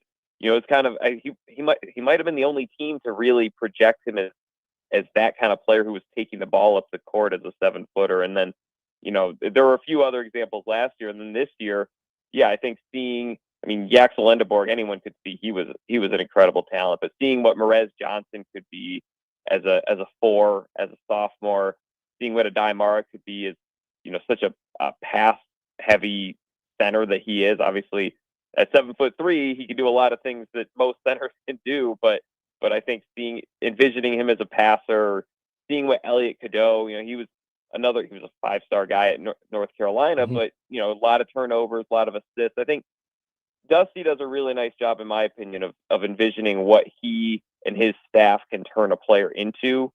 And so they definitely went after, those 4 guys I mentioned, they pretty much had those guys within the first week, other than Lendeborg had an NBA draft decision, but the other 3 guys, he had them signed within a week of the portal opening. So, clearly they were top targets for him, regardless of the rankings, regardless of who else entered the portal. So I think the roster building is really good, but I also think the system is too. They play as fast as anybody in the country. They're very, pass happy. I think Alabama's probably the closest offensive comparison, thinking about what Nate Oates does offensively. And then, I think he does a nice job, and he has help, right, with blue guys like Namari Burnett and Will Cheddar, who've been around for a few years. I think Nebraska's in a similar boat where when you have guys who are in the system, who get the culture, it's very easy to put in that sacrificial culture that you kind of need to be successful, because especially in the NIL era, it's very easy for players to kind of think about their own stats or their own journeys or what they want to make out of a given season. And I think Michigan has a very bought in group that understands, you make it to the Final Four, you win the championship. Whether you scored 12 points a game or 15 points a game isn't as big of a deal as what you do, when the lights are on, when 20 million people are watching your game. So I think there's a great buy-in. I think that's really evident on defense. They want to be the best defense in the country. It's really hard to score 2-pointers on them. They block a lot of shots. Really hard to get to the rim. They force a lot of turnovers, and the way they play so fast, it's just, they can really run away from teams. So yeah, in terms of what Dusty does well, I think, the roster building, I think is honestly, I think his biggest strength, but he's a really good offensive mind. And I think he's smart enough to know, he's got, a couple coaches who have been head coaches the Power 5 level who are kind of in charge of the defense side of things. So I think he just knows how to put all this stuff in place. He knows how to check every box, whether it's height, experience, talent, roster continuity, all that different stuff. He just seems to understand how to put together a deep, versatile team because, as Nebraska has shown, every game's going to look a little different in the Big Ten. You have to be able to win multiple different ways. You can't have the same recipe every given night. So I mean, as good as Dusty May is as a head coach, I almost think his best strength is his roster building. What are you curious about with Nebraska tonight, based on kind of whatever you've watched this season and how you've taken them in, whether it's just looking at box scores, highlights, whatever? What are you intrigued to sort of see in this matchup as Nebraska comes to town?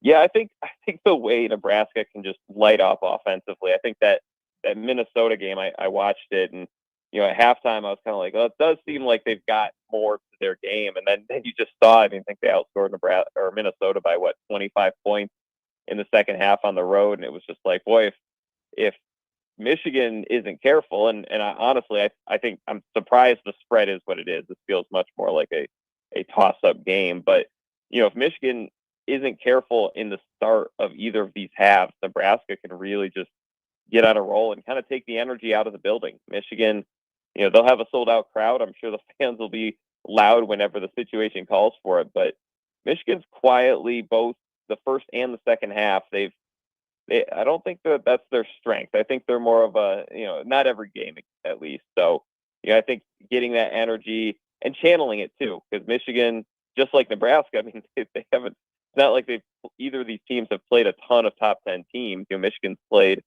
Gonzaga, Nebraska's played Michigan State, but I think this is one of those weird games where you almost don't want to be too amped up. And I think Michigan, they even admitted, when I asked Yaxel about it against Ohio State, both the first 5 minutes of both of those halves against Ohio State, they won the game, but they were playing very clunky, mistake-prone basketball where you almost wonder if they were like too amped up, the proverbial trying to go 100 in a 70-mile-an-hour zone. So, trying not to do too much. So, yeah, I'm just really curious to see how both of these teams come out.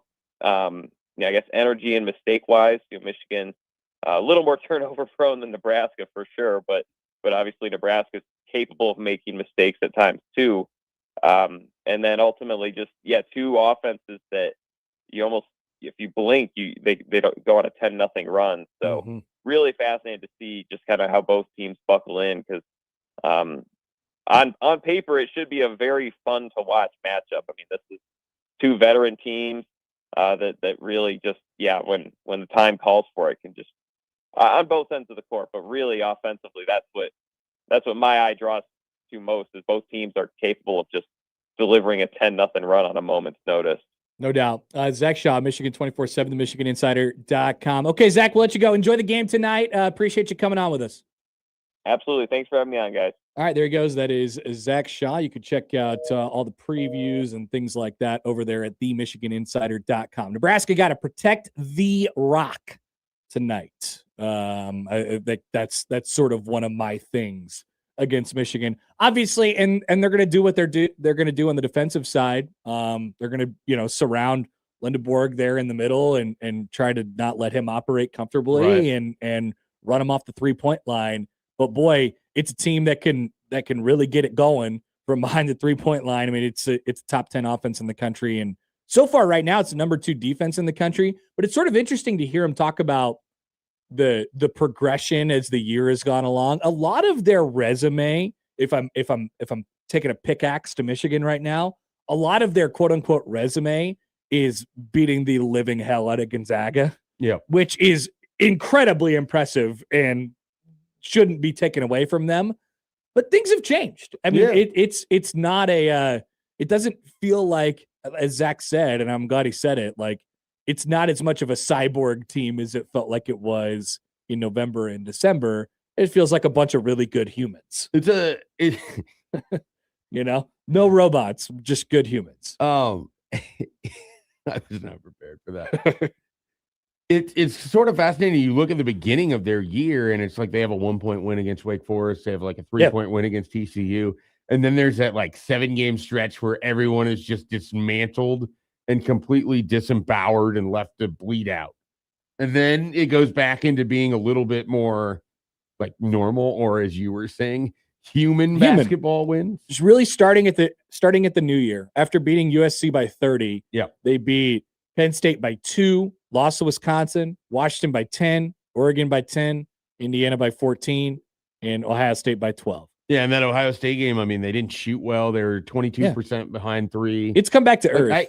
I do wonder if Nebraska's defense can be the big factor in this to allow Nebraska to hang around, withstand any runs, or as he was sort of saying, if you could get Michigan out cold early and Nebraska, I think that's it. It's got to be really disruptive. Kind of the Illinois thing, right? Like, I don't know if you're getting Sanford to score 32 points, but can you come out and you play great offensively and you hold them down early and you kind of just stay on top of them? They've always had great. I think it's going to be really hard to come back against this Michigan team. I think Nebraska has to very much be in front, stay in front. Here's why. Here's part of the reason why. They are the number 1 2-point field goal percentage shooting team in America. And it's going to be wild because Nebraska hasn't really played teams that have challenged them as much there. Yeah. But and it's not brute force.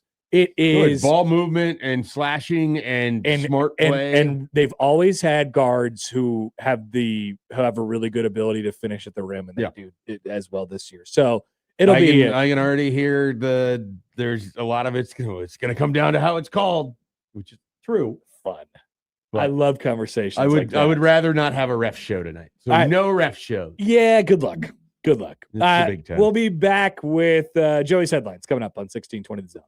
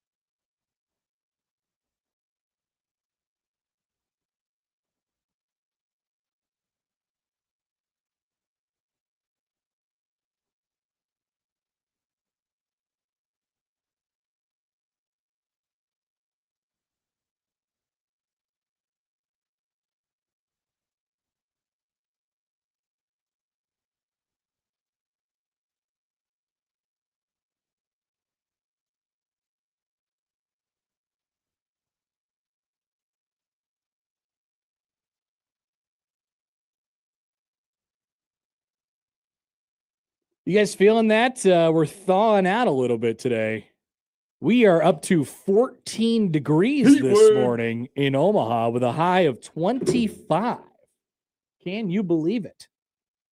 Maybe some of this snow will go away. I'll gladly take it, but it's upsetting that there's no Mount Happer appearance in the Nope. parking lot. I'm not upset by that at all. I'm good with that. If Mount Happer doesn't want to show up this year, that is perfectly fine with me. All right. We need a big old pile of snow for that. And this might have been a better question off the air, but who is the onus on to fix this broken fence that's just laying in slats on the ground over here as I look out the window? I'm not sure. I don't know who, like, Probably Mr. Desk once he gets done with football. Mr. Desk. He's got a lot of job titles. A lot of job I'd titles. like to see him out there just putting the fence back together. I would too. Well, I mean, he already put Mr. Bones on the ceiling. Oh, that was his job too? Partly, yeah. Wow. Or Mr. Bones was also standing on that little thing out there, beforehand too. I saw his arm the other day. Yeah. I finally understood what you were talking about. He had That was injury. Mr. Bones had an accident over Christmas break. His arm fell off. His head fell off.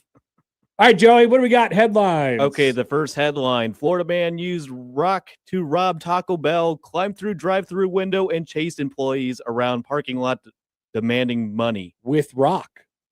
That was his weapon of choice? Yes. Rock. Now, is Okay. this like the Taco Bell rock that, people run over in West Omaha? Isn't that at a Taco Bell? Or is that in like a Hy-Vee parking lot or something There's like a that? rock people purposely It was run a over? high. No, they accidentally run over it and then they get high centered and their car gets stuck. Oh, okay. Maybe it's not that big, The median, basically. but plus rock. Okay, headline 2. Headline 2: Florida teen arrested after allegedly bashing mom with a pork chop during drunken argument. Interesting. There's a lot just happening in Florida. Interesting. Not surprising. But interesting. We'll go with the Taco Bell one, I think. Not the pork chop? Getting hit with a pork chop? It's not going to be one of those days where you request. Yeah, both. I mean, we want both. We want both. Okay. So, All right, so I can't do that for the rest of January. Is that fair? Yep. I mean, this is the last week of January. Yeah, you've literally the rest of this All right. week. I'm good with it. The decision is made. Okay, so we'll start with the Florida man at Taco Bell. So a man is headed to prison after he robbed a Florida Taco Bell with a rock and chased employees around the parking lot demanding cash. Kawarin Anderson, who is 40, was sentenced Thursday to serve 4 years behind bars for an armed robbery that occurred last year at Taco Bell in Ocala. Cops responded around 12:30 a.m. July 8th to a restaurant over at 2380 Southwest College Road, according to a probable cause arrest affidavit. Witnesses said a man with his shirt around his head entered the store through the drive-through window armed with a large rock and demanded money. The man chased the employees out of the store and around the parking lot, still carrying the rock and clamoring for cash. He then left on foot. So cops were able to track the man using a K9 to a dumpster at nearby businesses. Did he still have the rock on him when they found him? Yes. Employees I found a identified him. photo. So employees identified him as the suspect, who is known Mr. as Rock. Tony the Tiger. Tony the Tiger. Yes. Tony the Anderson- Tiger robbed Taco Bell with a rock? That's the headline. So Anderson admitted to Very being at the Taco Bell with the rock during the robbery attempt. He said he was homeless and needed money. Anderson did not get away with any cash. He was arrested on an armed robbery charge and has been behind bars ever since. Husker Country Doc writes in, when are we going to get some common sense rock control? Got to control the rock. Yeah, but there's an amendment for that. It's not yet made, but we do need a rock control amendment, I think. So on Thursday, Anderson pleaded no contest to armed robbery. He was adjudicated guilty and given credit for the nearly 200 days he's already served behind bars. While he was in jail, he kicked and slapped a corrections officer while he was fighting another inmate. Anderson also pleaded no contest to battery by a person in a detention facility. His sentence will run concurrently with the 4-year prison term for the robbery case. Gotcha. That's usually the case with these guys. They He just got 4 years for the Taco Bell rock thing. 4 years of the Taco Bell rock thing, but already had, a bunch of, or maybe it was the other way. He had a couple of years for something or Yeah. a couple months for something, and then tacked on, did another crime while he was in jail. Feels like Tony the Tiger might need jail for just 3 hots and a cot, if we're honest. Just stay in there. Keep him in there He's working on a it. little while. Okay, Joey, thank you. Yeah, absolutely. Absolutely. That is those are the headlines. We don't have enough time to dive No, into the second we story, don't. but we will you let our imaginations ride, I think, on that one. When we come back, 8:00 hour, we'll talk about Nebraska ball tonight. Mitch Sherman from The Athletic will join us at the bottom of the hour. Still plenty to come on Happer and Schaefer on 1620 The Zone.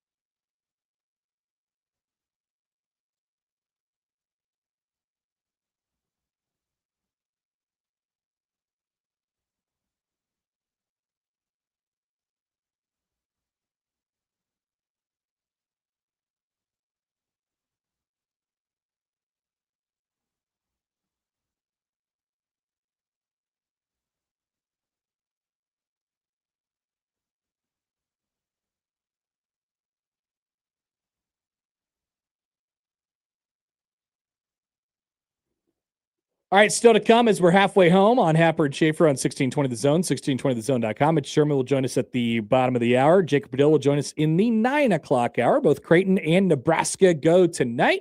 Nebraska at 6 o'clock against Michigan, and Creighton on the road at Marquette this evening. A quick reminder, speaking of Creighton, we'll talk about them a little bit later with Padilla. Join Middays with Matt and Unsportsmanlike Conduct on Friday. Big day. It's our annual Pink Out broadcast. We'll be joined by both of the head coaches of the men's and women's basketball teams, Greg McDermott, Jim Flannery. They will stop by. I think Mac's usually in the 3 o'clock hour and Flan is in the 10 o'clock hour. So stop by, bring paper supplies to help raise awareness and, of course, support for the Hope Lodge Omaha, which is an awesome event that it's a place that, it exists outside of us being there for one day a year. But this is our day to help. 8030 Farnham, and it is your opportunity to join the fight against cancer, which is it's a great experience for us every year. We love being a part of the Creighton Pink Out games, of course, and the game is Saturday at CHI Health Center Saturday night. It will end up being a big one. I just saw this, just some quick fodder. The field of 68 is currently doing their job rankings, and I don't know, I can't remember who they poll on these things. Like industry people, coaches, let's see, anonymous polling veteran coaches, head coaches and assistants in each conference. So they get to vote on their things. They're doing their job rankings. And today, guess what? The Big Tens came out, and what do you know? I looked at the rankings, and they interestingly, the votes turned out Michigan to be the top job. We're talking about basketball in the Big Ten Conference, followed immediately by Indiana and Michigan State. And then Illinois and Purdue is your top 5. UCLA is up there. I mean, those are all great, blue blood type jobs in college basketball. Nebraska at number 13. What you find is these lists oftentimes end up being somewhat reflective of current success, and I think there's probably a little bit of that in here. I do wonder though, because with Nebraska, you have fan support that you just don't have. I've always thought Nebraska basketball was is an opportunity. You don't for have somebody. history. You don't have that, but you have. I mean, you have literal fan support. You have, I think, excellent place to call home for an arena relative to potential options that you could have. And I mean, now in the NIL era, you're not going to have that much financial support relative to maybe what other programs are willing to do. But at the same time, Michigan can't give all of their rev share to just football because they also have to give some to basketball too. It all has to be outsourced to some degree. And I think the more Nebraska basketball continues to win, the more they're going to be able to bring in. That's how it should work. NIL. So that's how it should work. That is the natural progression of a program building. You build something.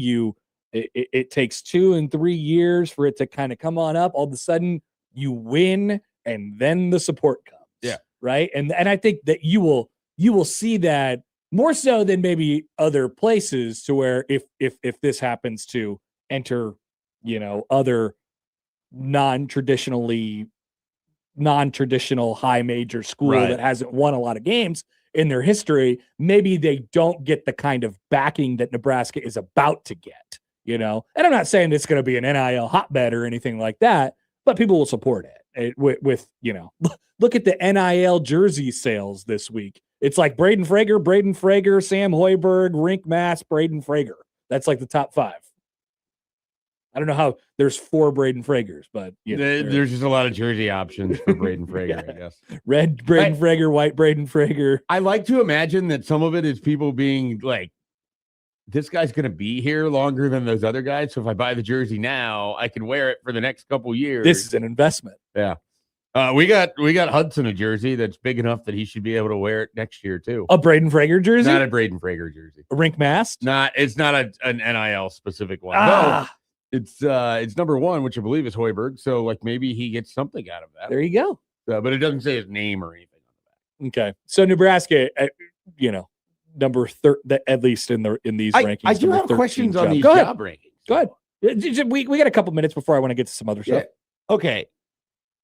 The thing that stands out to me here, there's 2 of them. Indiana finishing number 2, it makes sense from a historical perspective and a fan interest perspective. They have had a lot of different coaches and almost no success at all. Nebraska basketball, if this season goes how it could go for them, has had more success in like the last decade than Indiana has in terms of just like getting to the tournament and playing well. Indiana has not done anything at all. So seeing them at number 2 is wild. The other one, Ohio State at 7. They don't have fans that show up to their games. Yeah, Like, no one I thought you were going to cares go about too them at low. all. I agree. That It's is too high. way too high. Yeah, too high. Yes. Nobody cares about them at all. Yeah. They moved an interim coach up because he had a couple wins at the end of a year, and like it sort of felt like we are so focused on these other athletic programs, we don't really care about. Yeah, I'm not so I would pick these out as far as programs that have like the higher job ranking than Nebraska according to this list from the Field of 68. Like Ohio State, I'm not sure how. Washington and USC, like I'm not really sure. Again, how. Washington history, USC wants to be good at basketball, but it doesn't have like how much history really is some of there? it. Fan support should matter. Yeah, like people should actually be attending your games. It just depends on what prism you look at it through. And I would imagine most of the people that were polled is just like, oh, yeah, have they been good lately? Brandon Roy went to Washington and they were a 1 seed. That is crazy. I do not think Washington 20 years ago. In my head, Washington has as little history as Nebraska does. I mean, Lorenzo Romar isn't walking through that door. No, he's most certainly not. Same thing with USC. I don't know if they've let him through the door either. I can't recall very many times where USC has been good at basketball unless you really want to think about the OJ Mayo days. Yeah, you know? and what it is like their version of good is they're somewhere between the last 4 in and like a 7, you know? And so it's not to take any, there's nothing wrong with that. It's just there's no actual support behind it. I'm glad that we could all probably agree on one thing, which is Penn State is a disastrous basketball job. Yeah.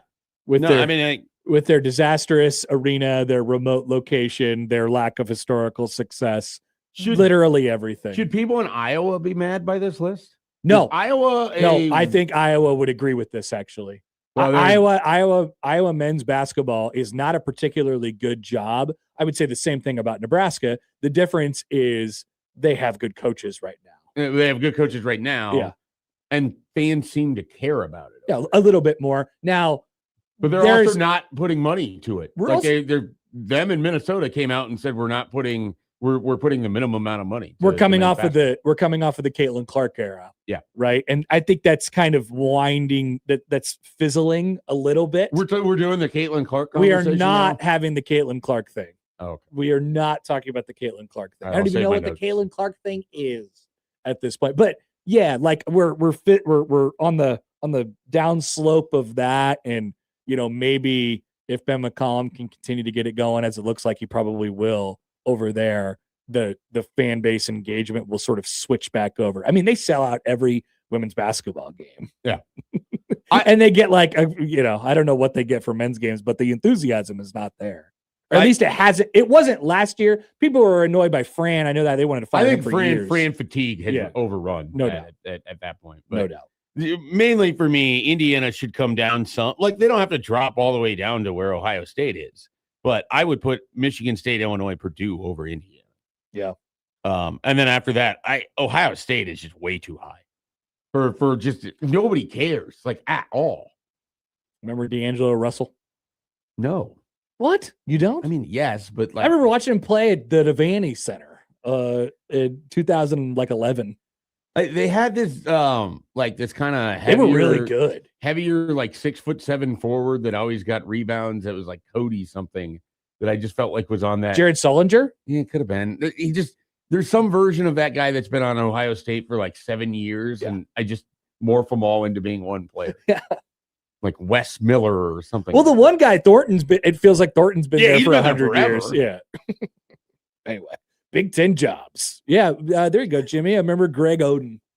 Greg Oden. Remember Greg Oden. That was a long time ago now. Okay, so speaking of basketball, I was doing some poking around it, and thanks to Bigelow sent me some screenshots of these yesterday, but I went out and the stretch four and took a look for myself. The stretch big. The stretch big. I don't know if the pod's coming back. We'll see. But I went and looked at some. Bart Torvik does this cool thing with similarity scores. So they snapshot it in time, and you could do it in two different categories: resume category and efficiency category. Okay, that's nice. And so they'll take it and compare it to some previous teams, not at this point in the season, but where it ended up for those teams, but where teams like Nebraska or Creighton or whatever is at right now. And so let's do the efficiency side first. Here are the teams, according to Bart Torvik, up on YouTube right now, that are the most similar to Nebraska from an efficiency standpoint, adjusted offense, adjusted defense, adjusted tempo, efficiency standpoint over the last several years. There are some fascinating teams that immediately popped up on the list. You'll notice that if you're watching along with us, that every single one of these teams did indeed win an NCAA tournament game, with the exception of the COVID Michigan team that you see that little green blotch right there. That means COVID. A lot of them went to the Sweet 16, and one of them went to the national championship, and that was 2018 Michigan. There's two Creighton teams on here there, which doesn't surprise me in the least bit, just given how, what I see when I watch Nebraska this year.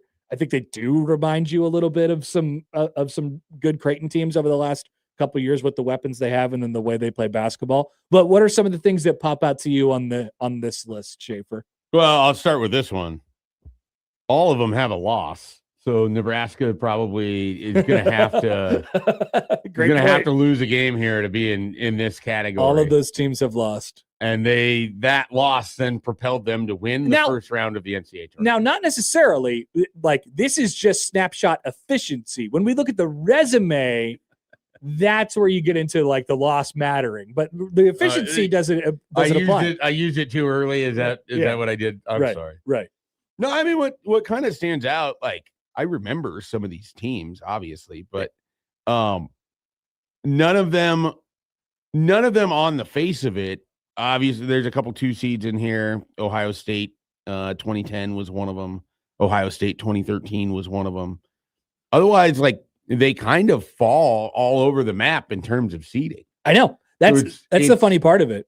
What it kind of tells me is that Nebraska, with this efficiency profile, is really maximizing what they're doing. 1,000%.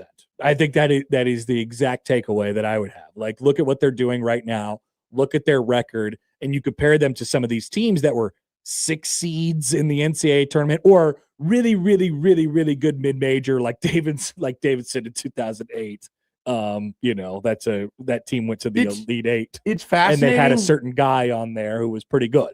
That the 3 most recent teams all come from this state, in Creighton 2021 and Creighton 2023 and Nebraska 2026. Right. So that in itself is sort of like fascinating. I mean, they're comparing it to the Nebraska 2026 team. So it's really those, Nebraska was going to be on the list no matter what. But yeah, the Creighton Elite Eight team, who has a very similar efficiency profile from an offensive and defensive standpoint. They don't play defense in the same way, but they get the same job done. And then that 2021 Creighton team that ended up getting absolutely blasted by Gonzaga in the Sweet 16 after winning 2 NCAA tournament games against Santa Barbara and Ohio. They survived the first one and then smoked Ohio in the second one. Is that right? Smoked. I think it was probably about 15 or somewhere around there, but they controlled it. Yep. Right. And they they were a 5 that year and then ended up getting blasted by Gonzaga. Yeah, that the Santa Barbara pick was very trendy. It was. Both And they here, won late. both here locally, but Yeah. also it was No, just I remember. because they had the big, right? Yes. They and that everyone was like, this guy is going to be a lot for them to have to And they handle. had to pull away late. I mean, Yeah. it was a pretty good game. So there's the efficiency profiles.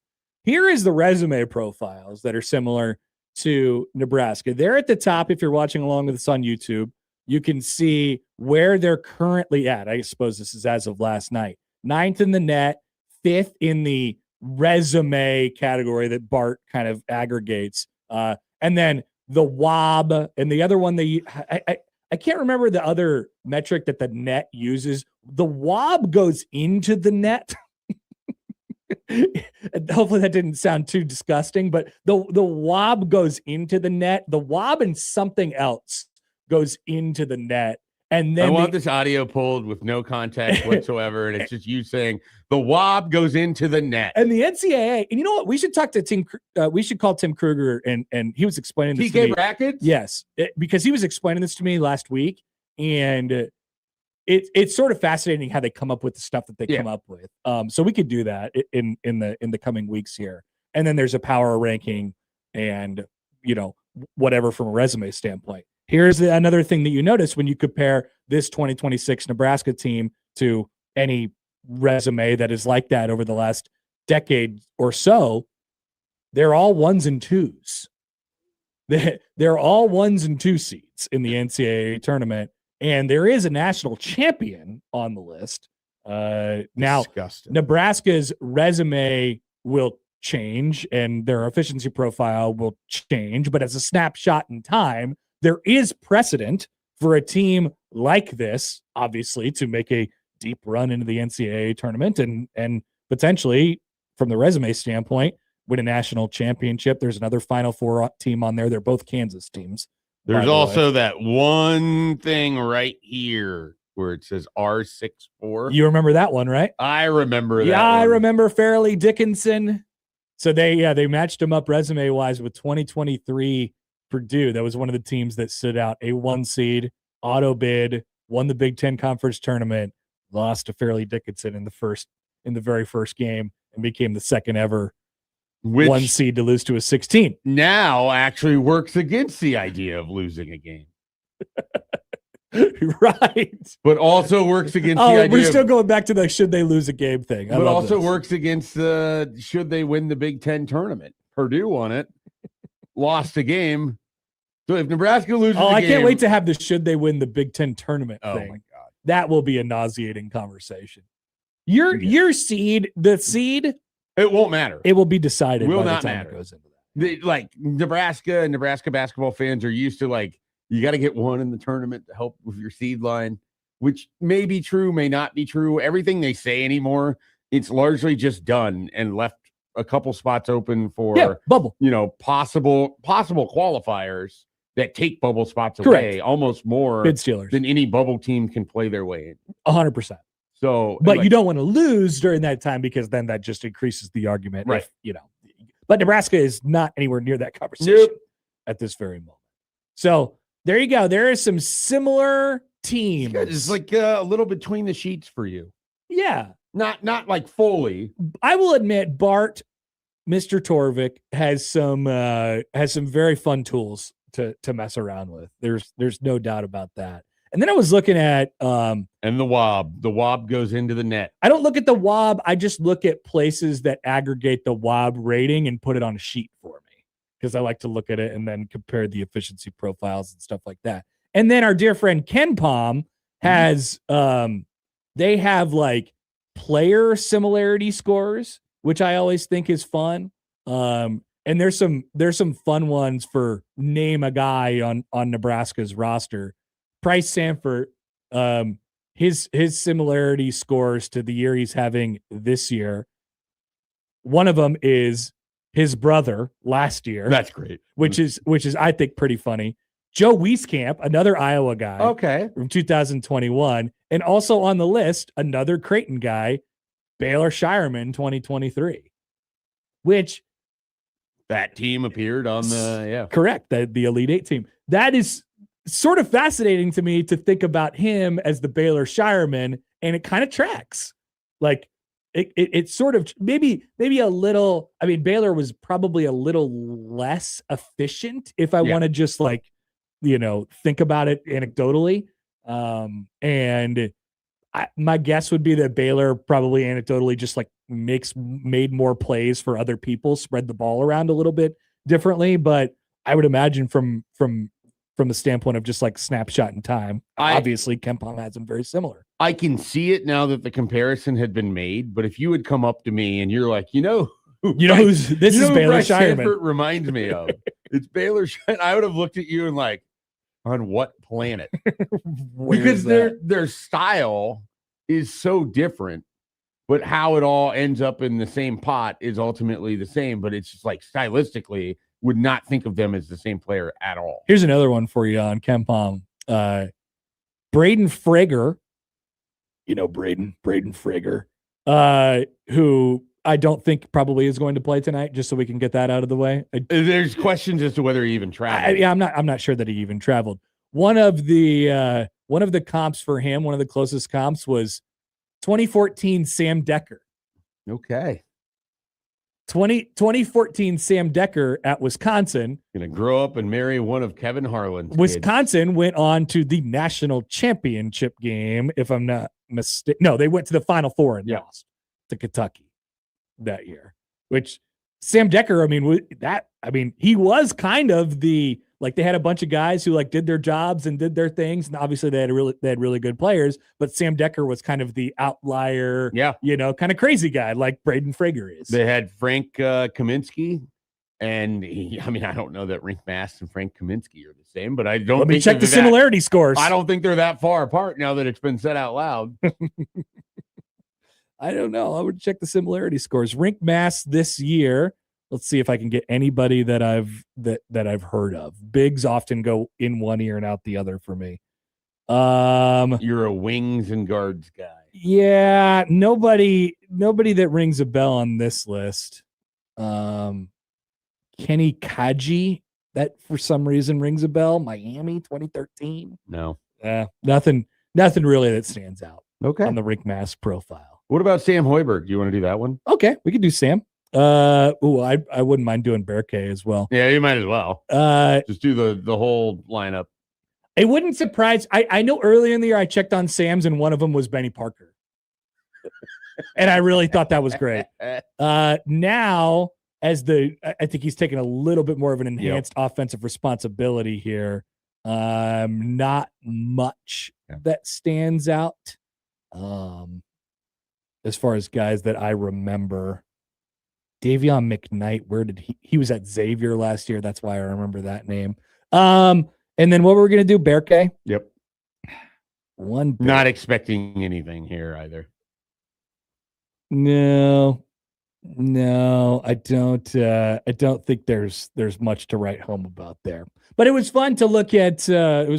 Price and him being compared to his brother. Yep. And Baylor Shireman. Fascinating. Sam writes in on Twitter, at Connor Happer, the vibes are too good for them. Seen this before. I think he's talking about Nebraska basketball in general. We'll see. I mean, the everything's he's checking seen out. This before. I don't think he's talking about specifically with Nebraska. Oh, gotcha. Fayless Creighton fan, I think. Gotcha. Yeah. Things tend to get a little bit random when the big tournament comes around. There's years and years of experience of both positive and negative on that side. There's no doubt about that. Let's take a break. Mitch Sherman from The Athletic is coming up next on 1620 The Zone.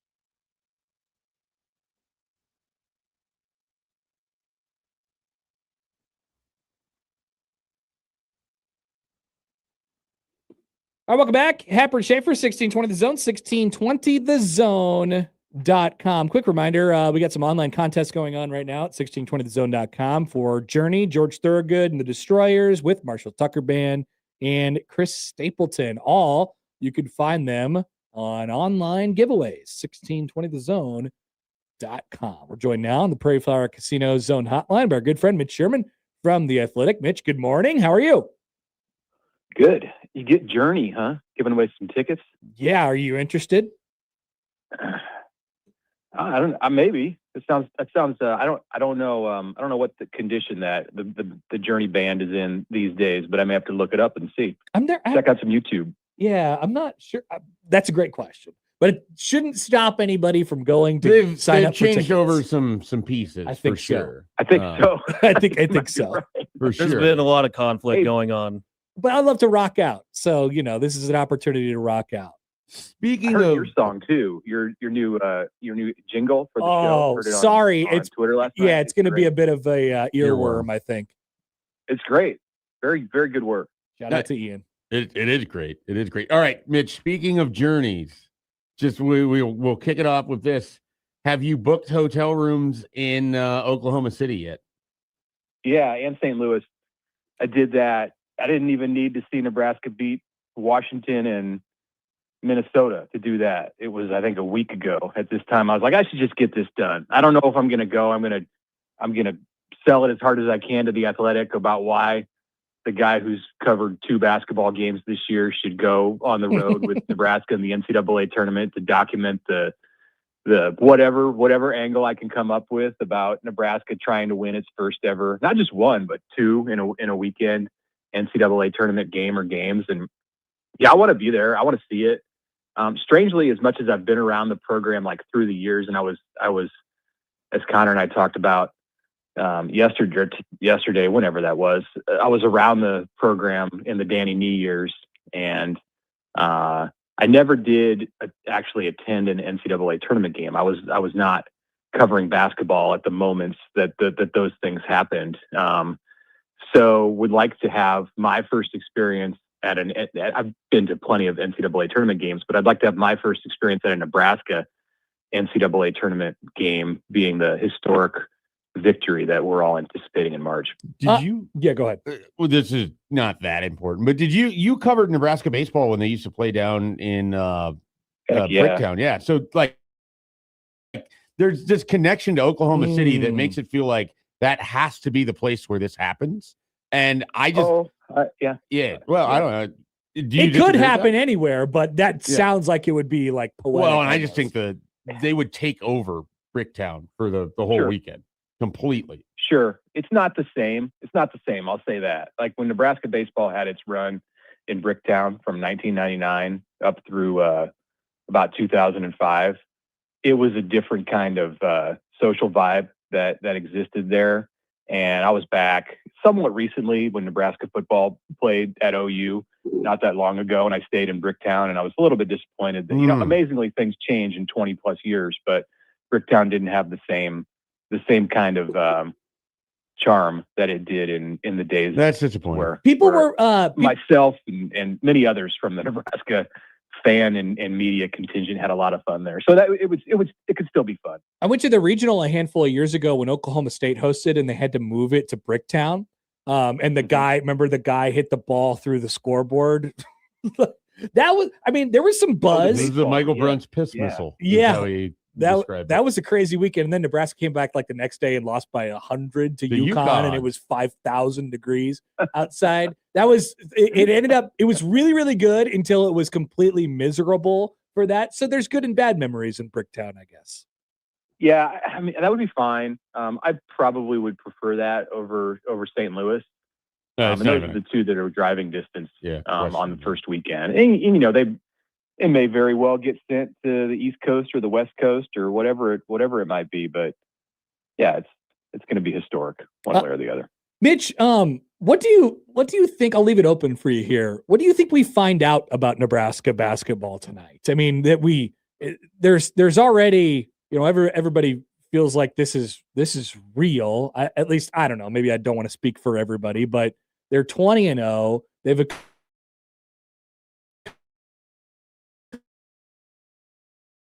accomplished more than most of their other seasoning out new information about this team that is revealed potentially tonight? Not so much. I think we can fall into this trap of putting a huge amount into one wins. It's massive, and it's gonna matter a lot with the selection committee in that week before selection Sunday. If Nebraska loses, it's just like, well, this was a game that at the beginning of the year or the beginning of the Big Ten season, everyone would have chalked up as an L, even in the best case scenario for Nebraska basketball. I mean, there's probably little things within the game that you could look at if you want to break down basketball and talk about Nebraska's ability to defend the post or whatever, to shoot threes against that defense or make any twos against that defense, that you could say you would learn. But like in the big picture of the Nebraska basketball season, I don't think so, because it's just one of 32 games or at minimum that Nebraska is going to play before the NCAA tournament. And in football, it's very easy to have the anticipation for a game because it's one of 12, and it's not a stretch at all to draw big conclusions from one result. And I think in basketball, you can't do that. You have to just win or lose this one. If you win, great. It's a big time feather in your cap. But no matter what, like, there's another game on Sunday that's just as significant or very significant in its own way. And it doesn't matter for the fans. I mean, the fans can revel in it or be disappointed or whatever. But it's just a game, and there's going to be another one, and then another one, and another one, and they all come together at the end and give you your bigger result. Something that kind of fascinates me in our new world of NIL in-house with athletic departments, how does Nebraska capitalize on something like this for basketball specifically? Well, I think that the fundraising events and the asks that Fred Hoiberg and the Nebraska money-raising crew, Troy Dannon, whoever it might be, that they carry more weight now because Nebraska basketball is doing this. And there's always activity at the home games. And this predates this season, although it's different now with NIL, but there's always activities that are taking place inside of PBA with donors. There's a backdrop to all that now, and an underlying meaning that where they need money to sustain this. They need money for the roster to continue to build in any way. I mean, there's really nowhere. We'll see what the postseason result looks like, but as far as the regular season goes, like, there's nowhere to go but down for Nebraska from here. But they can definitely make an attempt to sustain success. And they've had 3 consecutive 20-win seasons. So you really have a foundation to build on. And I think that the momentum that they have going, like, you have to capitalize on this moment. So if there's any way that Nebraska isn't like fully equipped to do that from a fundraising standpoint and like a donor engagement standpoint, they need to get that house. I'm sure they're working on it. They need to get that house in order immediately, so you can strike while the iron is hot and build up a situation where Nebraska can go into the transfer portal after this season. I know they're bringing in 2 highly rated freshmen, but those players likely are not going to be the driving force behind the team in 2026, 27. So you're going to have to go into the portal and replace Mast and replace Hoiberg and some other pieces. So, that involves having the money to do it. All right, Mitch, we'll let you go. Appreciate the time as always, and have fun tonight. Have fun watching the game. I will do that. You guys do the same. Thanks. Mitch Sherman from The Athletic. It's a good question, Schaefer. Like, what does, everybody immediately goes to NIL. What does capitalizing on this look like? I don't know that it has to be that.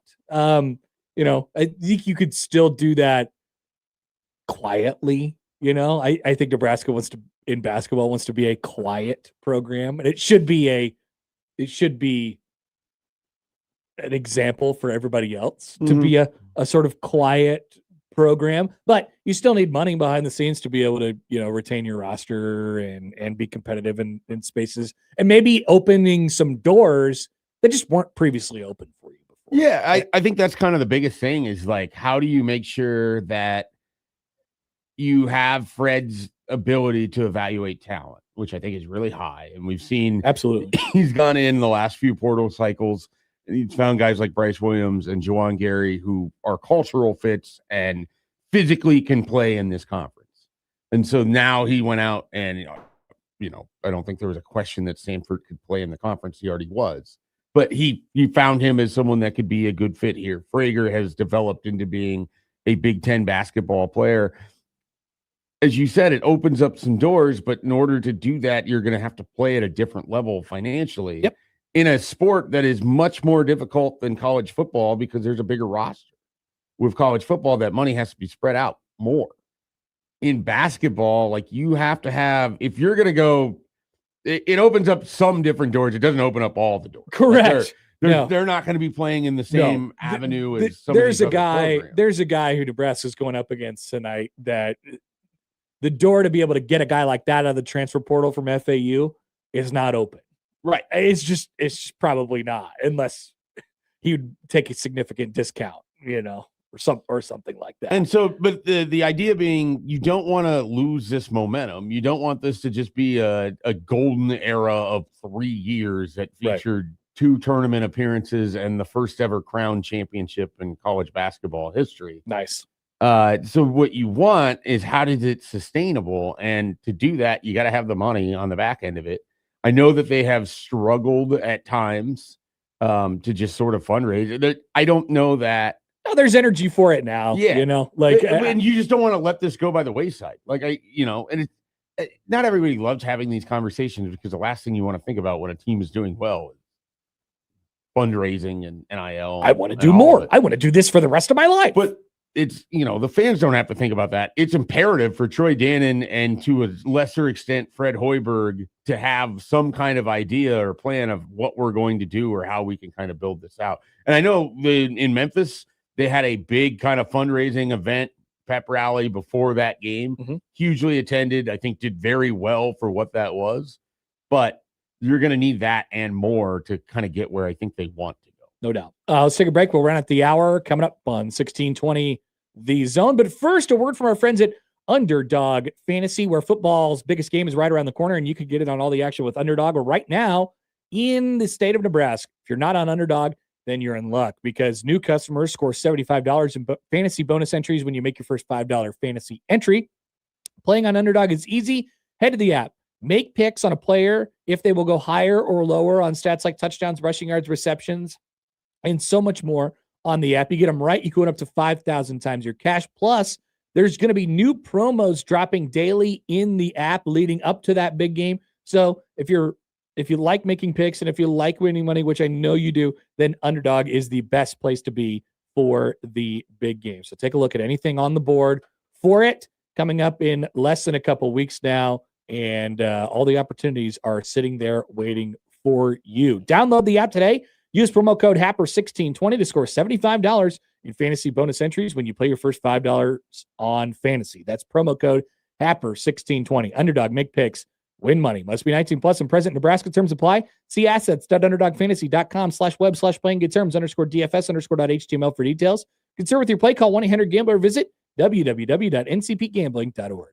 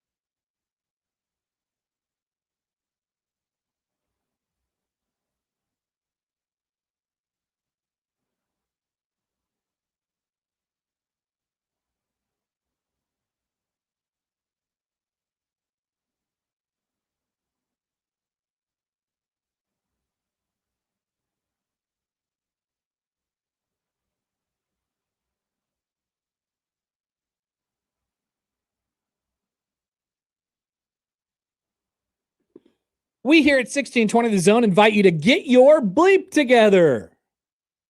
And in general, we invite you to get your bleep together, but also we invite you to join the Get Your Bleep Together 5K sweepstakes running through or until, I suppose, February 24th. You can find more information about that on our website, 1620thezone.com.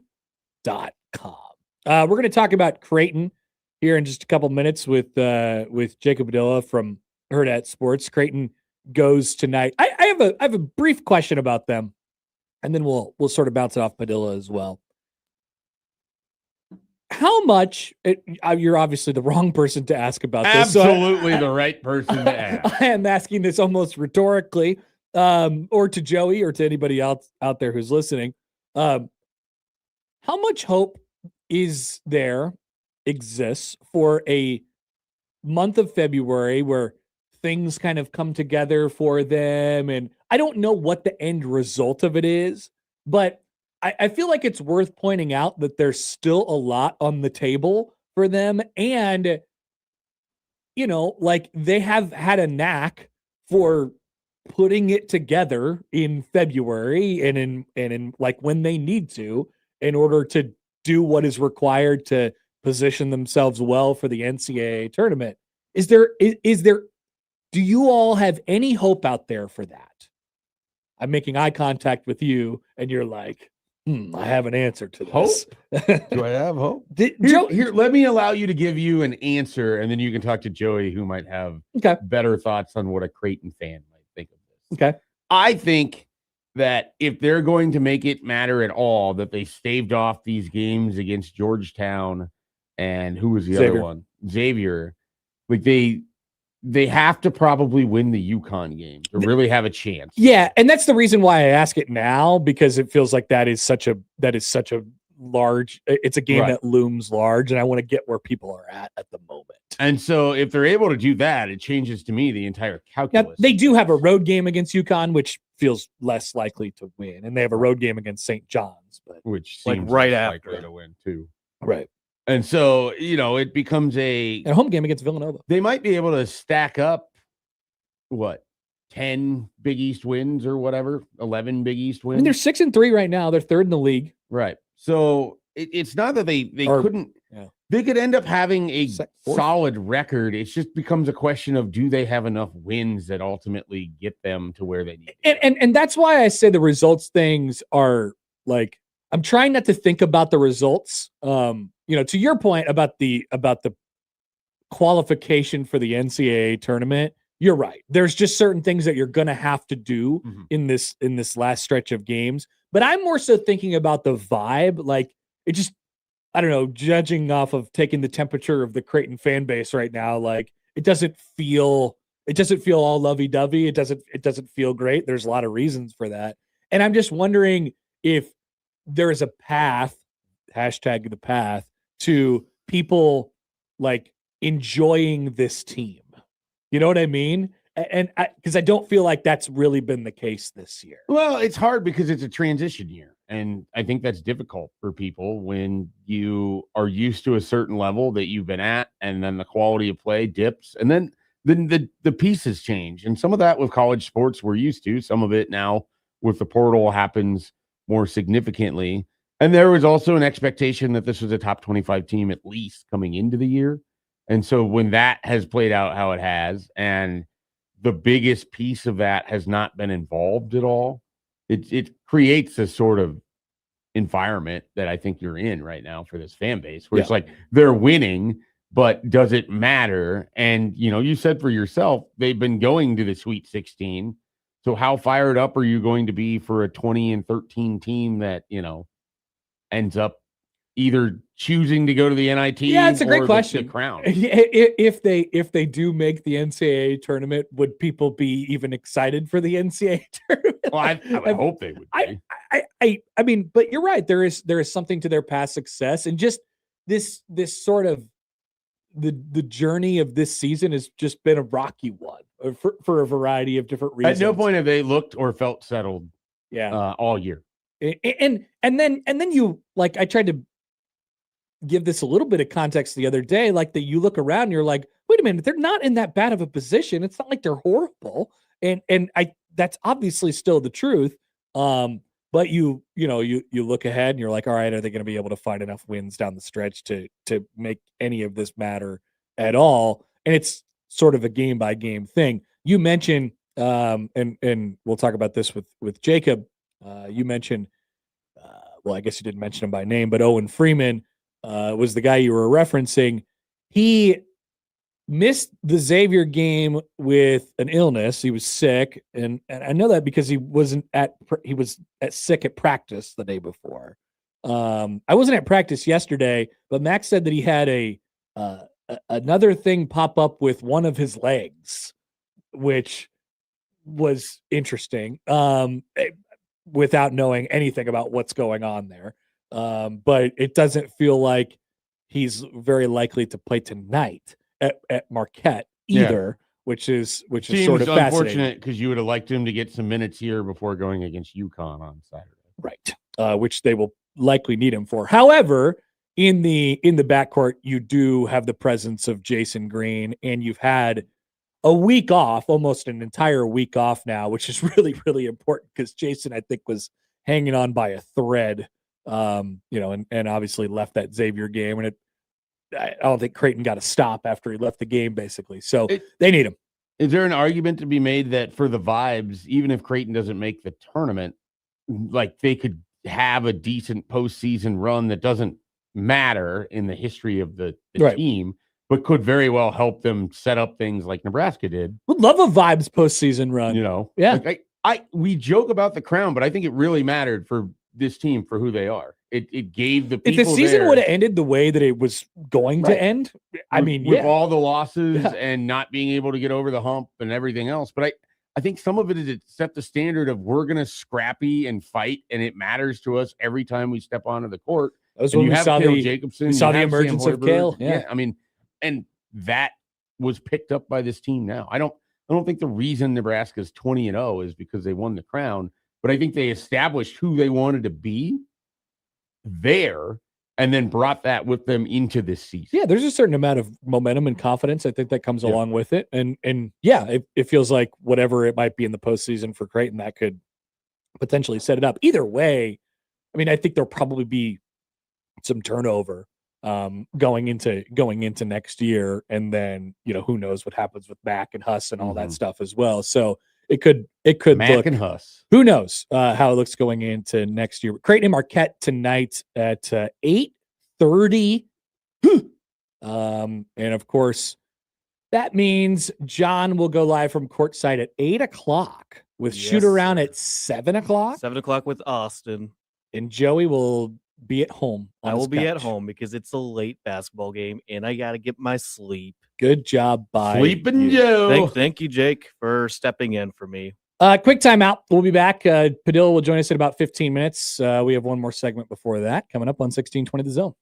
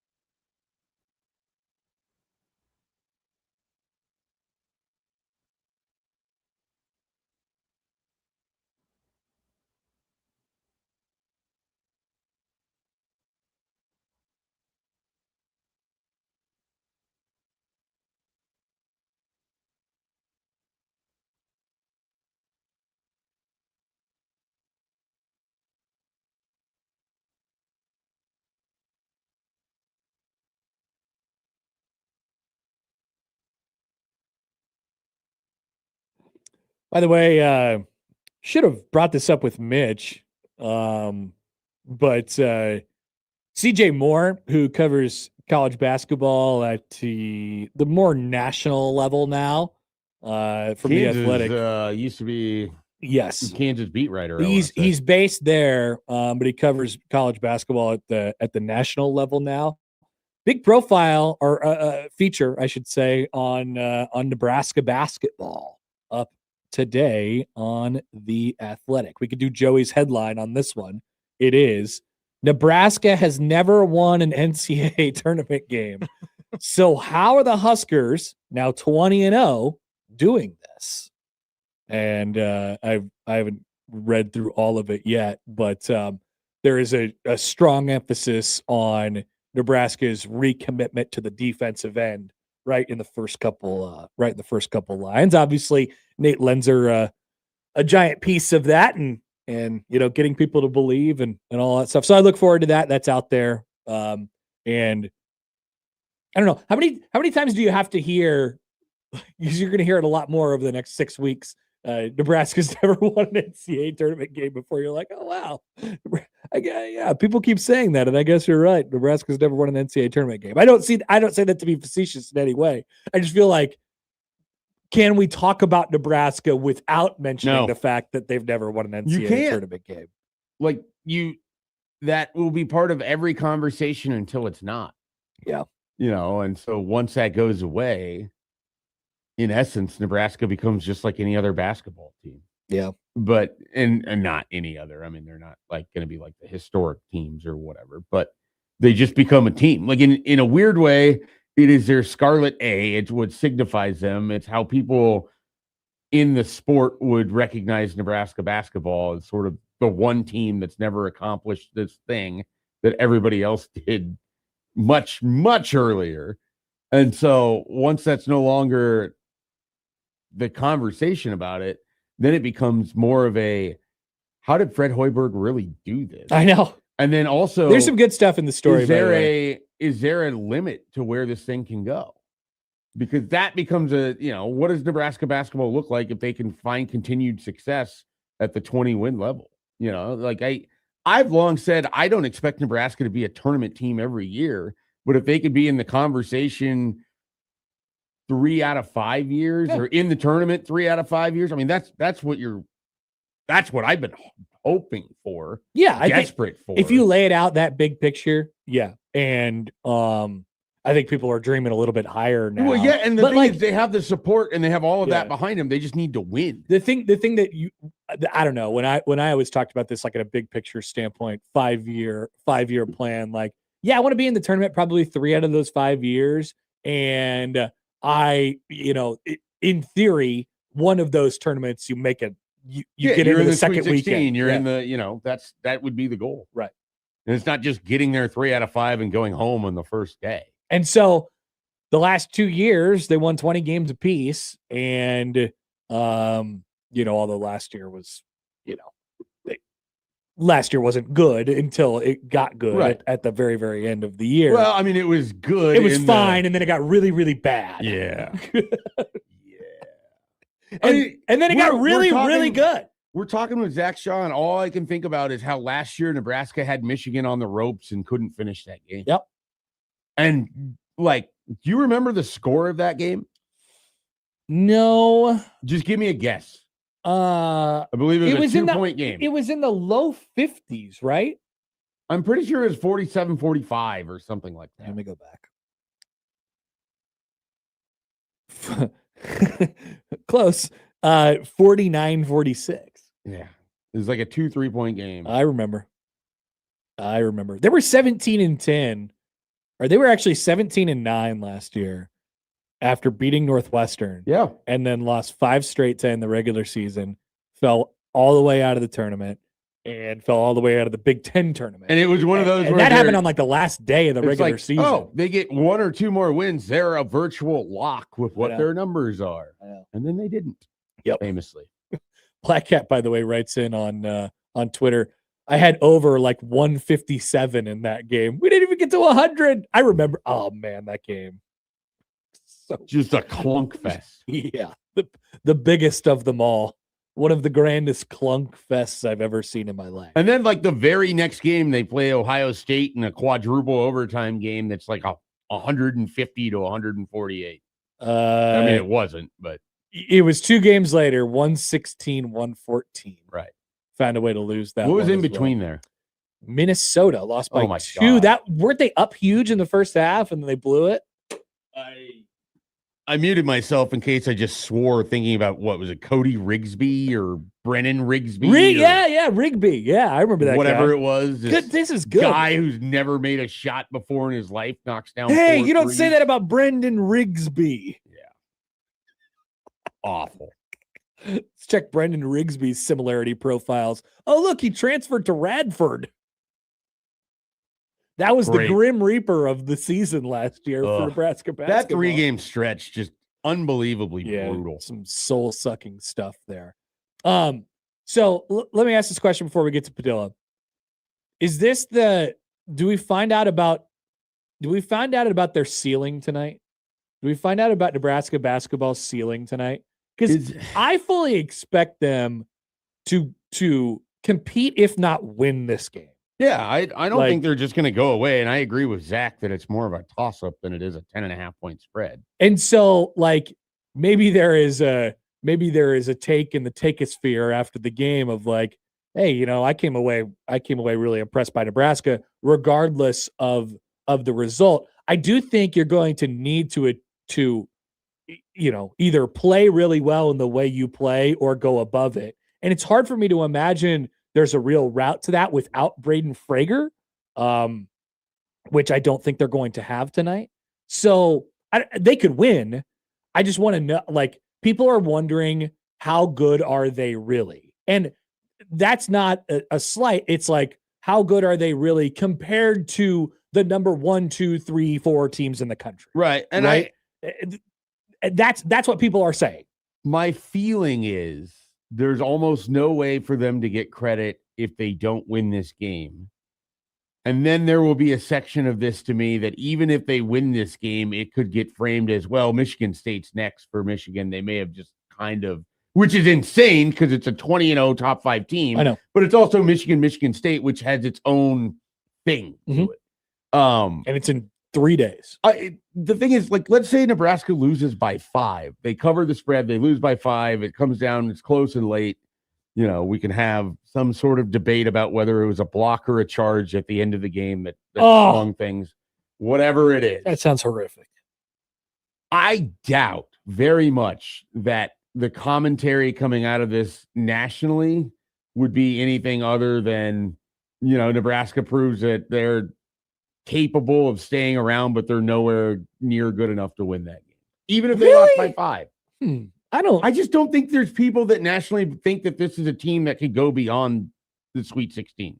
I really don't. Yeah, I guess we're talking about a really thin line here. Yeah, and so, like, people look at this Michigan team as one of the 3 best teams in the country. Right. People look at Nebraska as having one of the 2 best seasons going on right now with Arizona, but that doesn't mean they're in that same category. Right. Because over and over and and you over. You don't think if this looks like a good game all the way down to the wire, you don't that I don't think they get credit for it. There will be some assurance from people.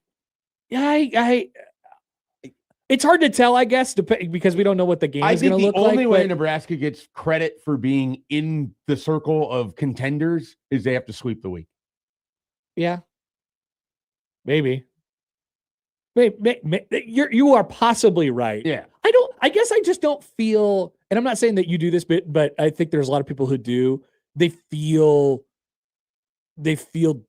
disrespected. They feel aggrieved by the national media. I just don't said it's a thin margin. That's what I'm talking about. It's not like no one's going to come on and say, well, Nebraska's clearly not that good. I just don't sense as much disrespect as there seems to, as people seem to think. I don't think that it's disrespect. I think it's skepticism. Okay.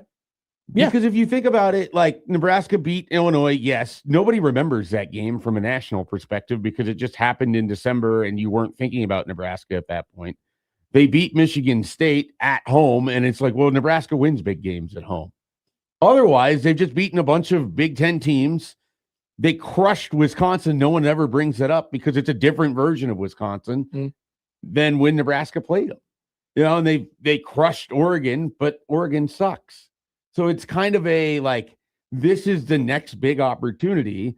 And if you already are skeptical of Nebraska, if they don't win it, it's going to be hard for you to move past your skepticism. Like maybe somehow it's an 82-81, Michigan hits a 3 to win at the buzzer. It could be like, wow, they had them on the ropes and they aren't there, but maybe they can play with these teams. I think there's always going to be this qualifier to it until there's not.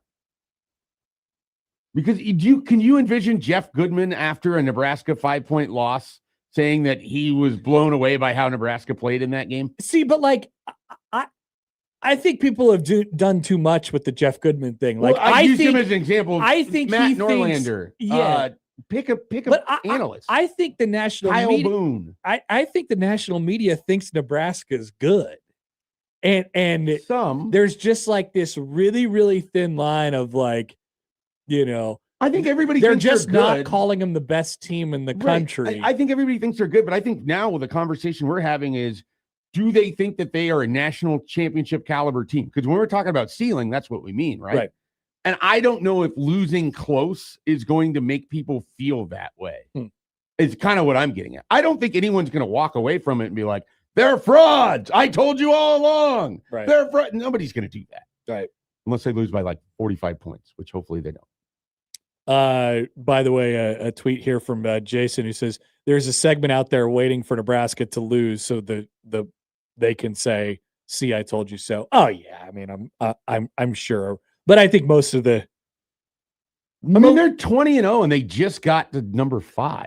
Right. Like, there's people that aren't ranking them like they're a contender at this point. Yeah, well, we'll see if anything changes tonight on Perception Nation. It's just awesome to be here. Like, I mean, you look at we were having this conversation when the inception of this show of like, well, if Nebraska can just get to that game, what would that look like? And they did. And we're here. We should enjoy that. And the fact that Nebraska is playing in the biggest basketball game of the week, though not everybody would assume BYU, Arizona. Pretty good. Arizona could have passed it up, I guess. But this is the biggest basketball game of the week. This is the third biggest basketball game of the day, according to the Ken Pom Thrill Score. Just so you guys know, Purdue and Indiana, Arkansas and Oklahoma, and Nebraska, Michigan. Purdue and Indiana. I don't know how Arkansas, Oklahoma possibly got ranked ahead of this. Make sense. Is it because they could score into the hundreds? Oklahoma stinks. And they're very good at finding ways to lose. Probably got a good reason, Mike. All right, we'll be back with Jacob Adilla coming up on 1620 The Zone.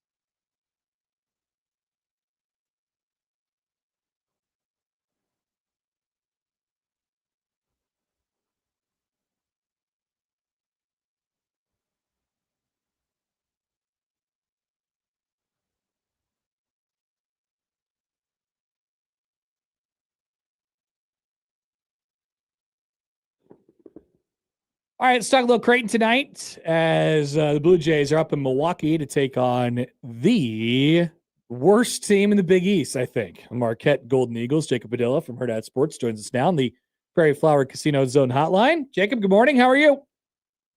Good morning, guys. I'm doing all right. Did I get that right? Worst team in the Big East, Marquette?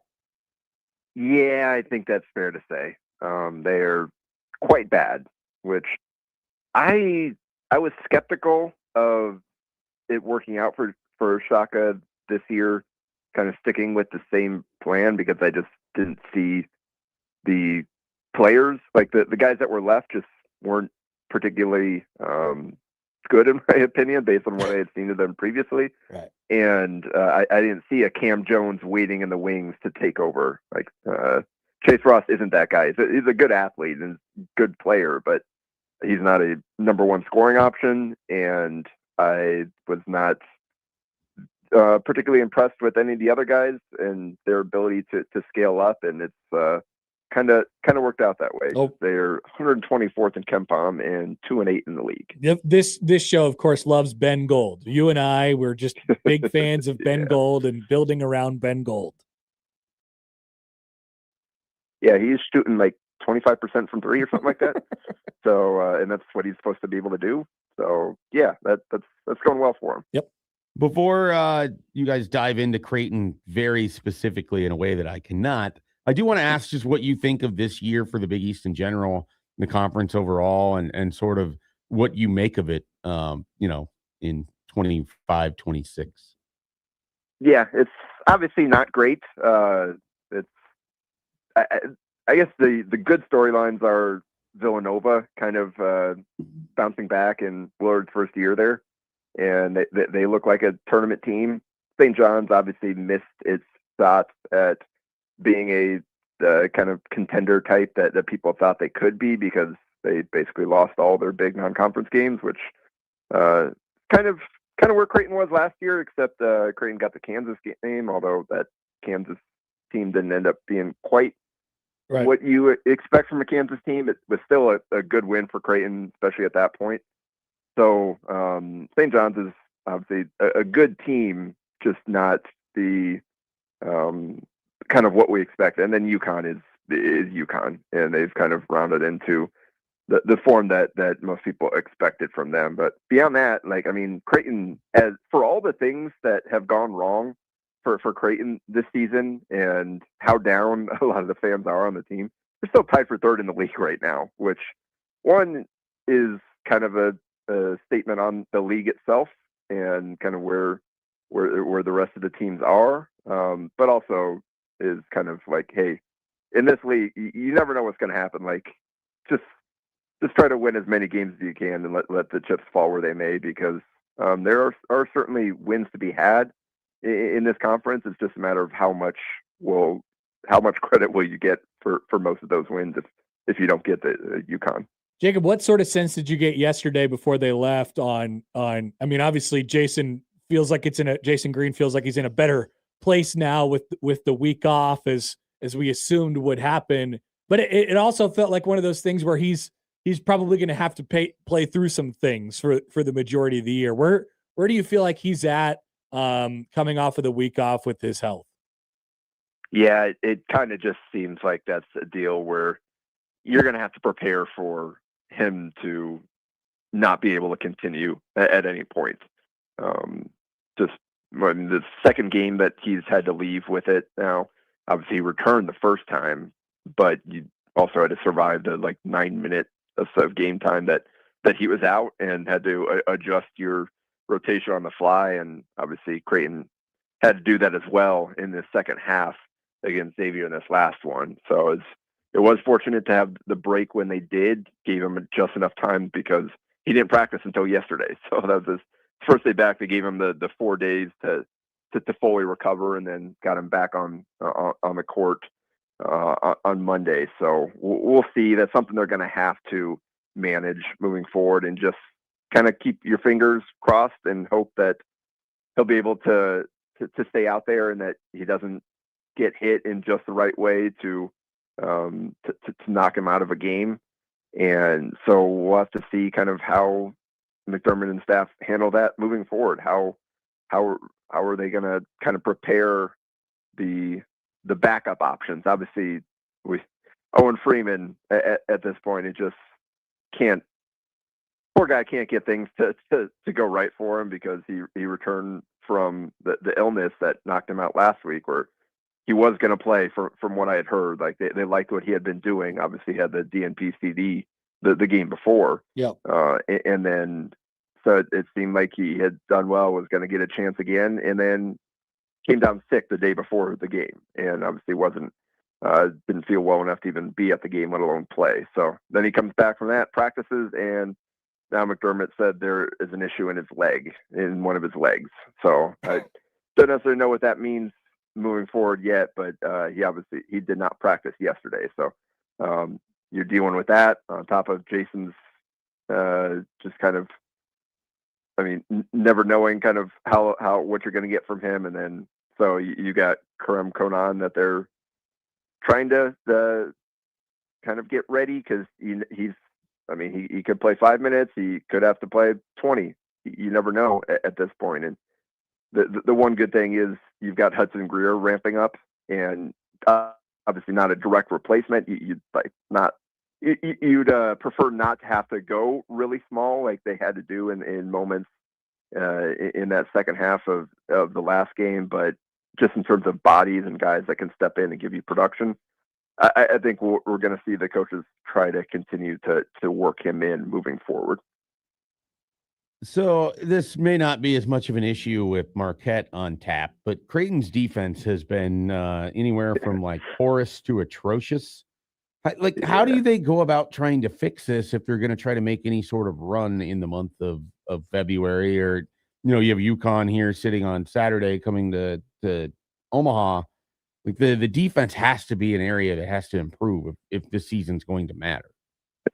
Yeah, and that certainly is the biggest issue right now outside of just the Green situation, and Green's a big part of that, just because of the role that he does play on defense. But then also, like, he's still generously listed at 6'8" starting center in the Big East. There are times where teams are just able to take advantage of that, and there's not a whole lot Creighton can do. They don't have rim protection. Obviously, they've been spoiled the last 4 years with Ryan Kalkbrenner holding that spot down, and now they went from the best rim protector in the country to no rim protection at all, and that makes things difficult. But I asked Greg McDermott about it, and his kind of what he was seeing on tape, and his response was, "You name it, it's about everything." There's a breakdown on virtually every possession, and it's different guys. Kind of every play. He compared it to like plugging one hole and another spout somewhere else. And so that's kind of what they're dealing with right now. And this, what I said early in the season, or going into the season, like you look at it and just the defensive personnel just isn't there to be a great defensive team, or for them to be able to win individually at multiple spots all over the floor. It was going to have to be team defense. And again, losing Kalkbrenner, you don't have that same model that they've had previously. So they were just going to have to be really tight with their rotations, their help side, their switches, just everything they're doing. They were going to have to be on a string. And they just haven't been able to get to that point where they can do that consistently.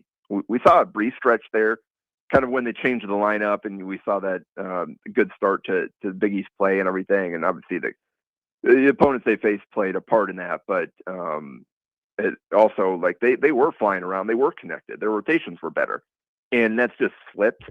And also teams are starting to obviously get more tape as you get into the second round of Big East play and start to see teams second time, and obviously they've got a lot of game film for them to kind of examine and find the weaknesses, and Creighton just hasn't been able to quite counter that just yet. So it's got to start with that. Like, you're not going to get Paula. You're not going to find a rim protector somewhere in the practice facility right now. So they're just going to have to take care of those little details. They're going to have to get better at that. They're going to have to be more consistent. Guys are going to have to figure out how to not blow assignments, or to communicate better, and to be on the same page. And the good news is a lot of that stuff is fixable. like those are things that they can improve, unlike the rim protection situation or the quickness in the backcourt.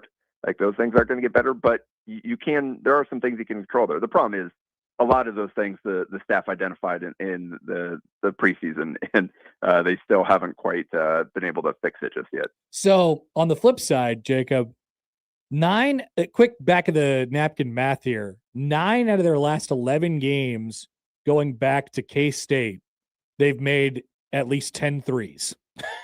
So how much can the offense? How far can the offense take that? Shoot the defense. Yeah, I mean, can they just go full like we got to score 100 and hope the other team scores 99? Yeah, it seems to be. I mean, you look at the recent results. They did that to beat Butler. They did that to beat Georgetown. They did that to beat Xavier. They couldn't quite do it to beat Providence. So like St. John's, it was just a complete mismatch. They did not handle themselves well in that game. But like that's what McDermott said like going into the season. Like he thought like they're probably gonna have to win that way more this season than they had previously, and it didn't get off to the start that they hoped for because they did shoot the ball pretty poorly in non-conference play. But they've certainly have figured some things out in that regard. And you look at Big East play alone, and they are hey, look at that, they're number one in the conference in 3-point percentage of Big East play. So that's going to have to be how they do it. They're going to have to improve enough defensively to where they don't put so much pressure on having to score 95 points to win. But it is going to have to be a team where they rely on their offense moving forward, because I just don't know that they're going to be able to improve enough defensively to really rely on that and to be the kind of balanced team that they've tried to be in the past. All right, we'll be dipping into a little bit of Padilla time tonight with an 8:30 tip-off. I mean, are we cutting into the Suns game tonight?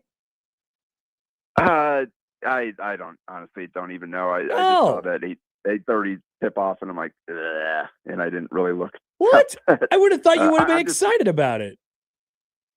No, because that it's still like work to do. Like I don't enjoy staying up as late as I do. I'm just really bad at going to sleep and procrastinating and trying to make myself shut down. So like having work to do doesn't necessarily. I mean, yeah, it's not like I enjoy it. It's just it's something that who you are to deal with. But I'm just glad that it's not a home 8:30 tip off, because obviously there's a bit more work when you're in the arena and having to go home and everything. So agreed. Once I finish up, I guess I can just shut down. And but yeah, it's 8:30 tip offs are ridiculous. Like let's not do this anymore. Little too much. All right, Jacob, appreciate you as always. We will talk to you next week. All right, sounds good. Jacob Adele from Herd at Sports. Good stuff from him as always. Had a good pregame primer on herdatsports.com after the Jays spoke yesterday before leaving. The Owen Freeman thing is so I can't even say it's weird, because it's probably like, I'm sure it's just that he was sick, and then I don't know what the issue with his leg is. But obviously this is coming off of what we've seen before this, which is like, oh, he got a literal did not enter the game before that. And then it's obviously been a very, very rocky season for him. Another thing that Mac talked about yesterday was he was asked a lot about these professional players playing college basketball, which is something that we could talk about here in just a second to round out the show. But Mac, I thought, is an interesting source, an interesting guy to talk about this with, because they have a pro on their roster in Fedor. So we throw that into the conversation. It's not gone how most people thought. It's been good though. Like he's gotten better, but the eligibility thing was so up and down, and they were pretty convinced after last year that he wasn't coming back. And then they went out and got some guys, and then he did come back.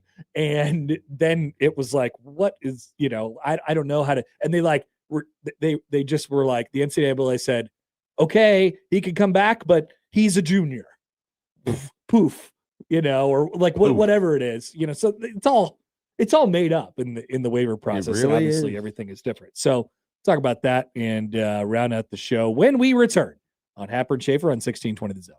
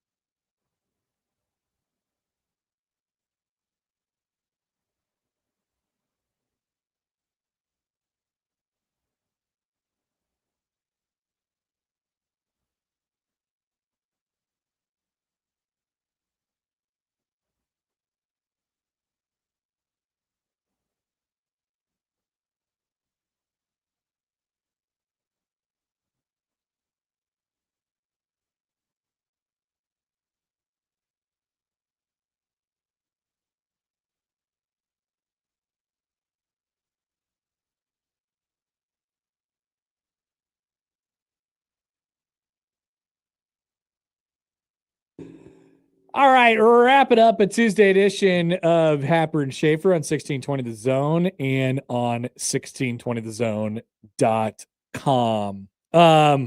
Guy, you threw me for a loop there during the break. Now all I can think about is 2005 Nebraska baseball, which is not a bad place to be. We are less than 2 weeks away from college baseball, or less than 3 weeks away from college baseball. We're going to be talking some baseball on this show. Who's Nebraska open with? Great question. A UConn?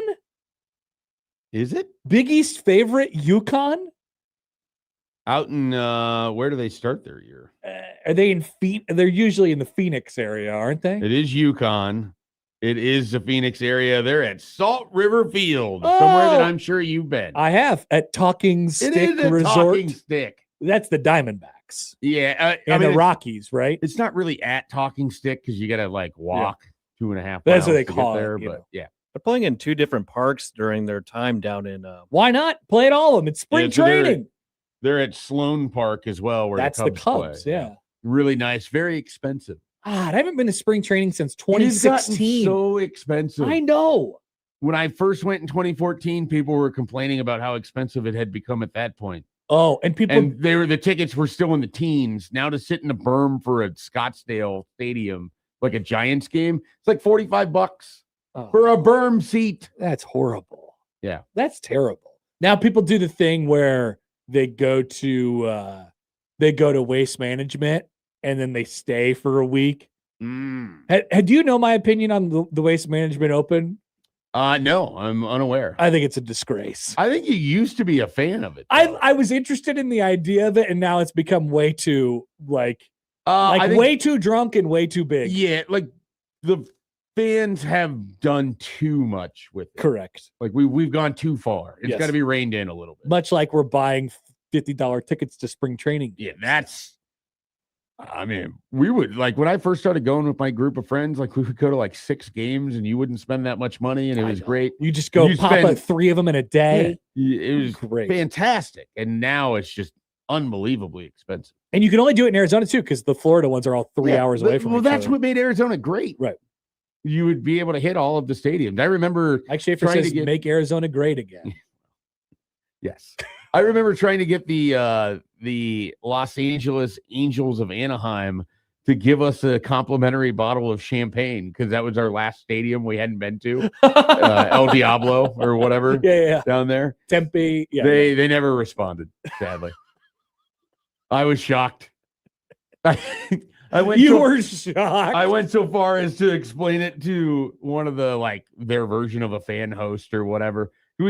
I always got us really good seats because again they weren't that expensive. But so we're sitting down there and this fan host is just enjoying our group and the dumb conversation. So it's like, hey, this is the last stadium. Is there anything that we can kind of get for this? Is there anything that you would like to provide? Like, what are you talking about? Make this some sort of moment. And they said, he just looked at me. He's like, you've been drinking too much. Yeah. Which is not untrue. But if you had been drinking less, I don't think it would have been likely that you got anything. No, I wouldn't have gotten anything. Like if you would have been a nice, this is just a guy. He clearly means, I don't know. Obviously, I'm sure you meant well, even when you were under the influence. But maybe they would have got you. Maybe they would have got you a shirt. I'm not sure. Well, honestly, it seems like an easy thing that they just create the passport thing that everybody does, and you get your thing stamped at every stadium. Will Ferrell did it. He got a whole TV show. You go in and they give you something for doing it. That would be nice. It would make a ton of sense. It'd be a nice touch. In my case, I wanted a bottle of champagne. Anyway, no. Nebraska UConn. It's a big game to open up it's a big game for the Big East. Back-to-back Huskies, right? You get UConn and then Northeastern.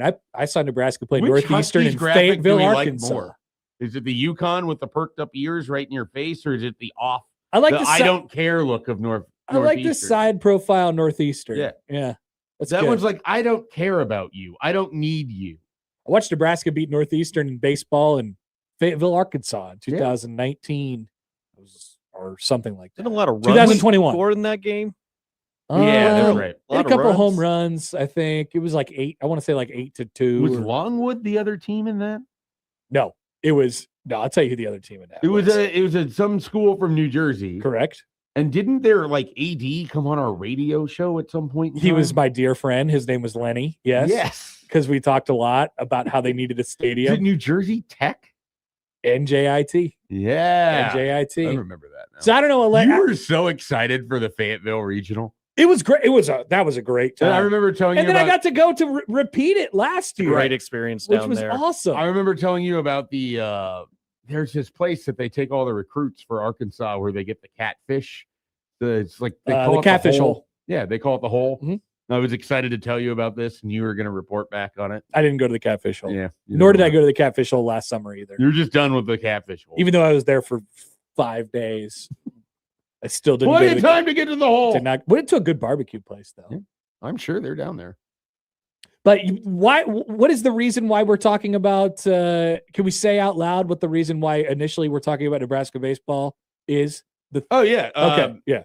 Nebraska picked up a commitment from Max Simikaitis, the son of Joe Simikaitis. Unbelievable. So, if you want the full story, Brunts can fill you in on it. He's a 2027 infielder.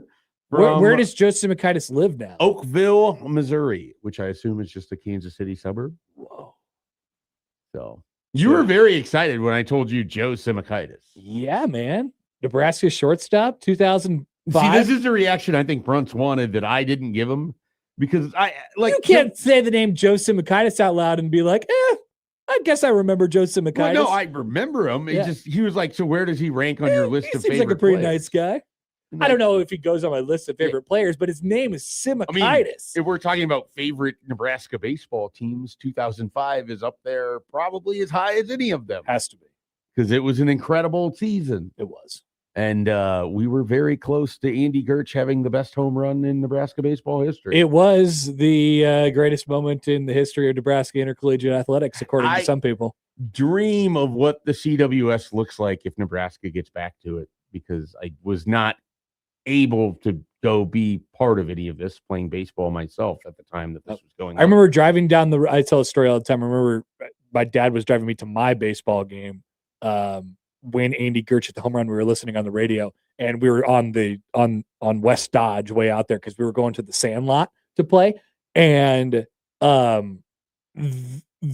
cars started honking as we were driving down the road. It was like you would have thought somebody won a national championship, which they basically almost did. Keeping the how we're almost the same person thing alive, I was going to Kearney to play baseball, and we're listening to the game, and then the home run happens, and everyone's losing it, and the guy driving the van for us is like veering into oncoming traffic because he's trying to high-five people behind him. And Joe Simakaitis was a part of it. And now maybe Max Simakaitis could be a part of the next one. I hope Max Simakaitis gets to be part of the father-son duo that played in the CWS at Nebraska. Now they just need Jaba's kid is old enough to be in college, right? I think so. Or like maybe even older at this point. Yeah, and I don't know where he's at.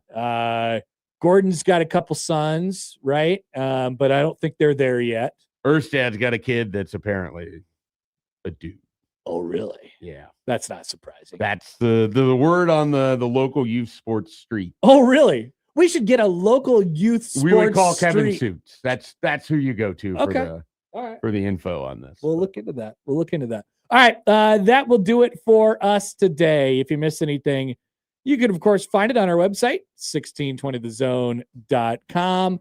Enjoy the basketball tonight, ladies and gentlemen. Oh, yeah, forgot about that. The crossover is coming up next. It's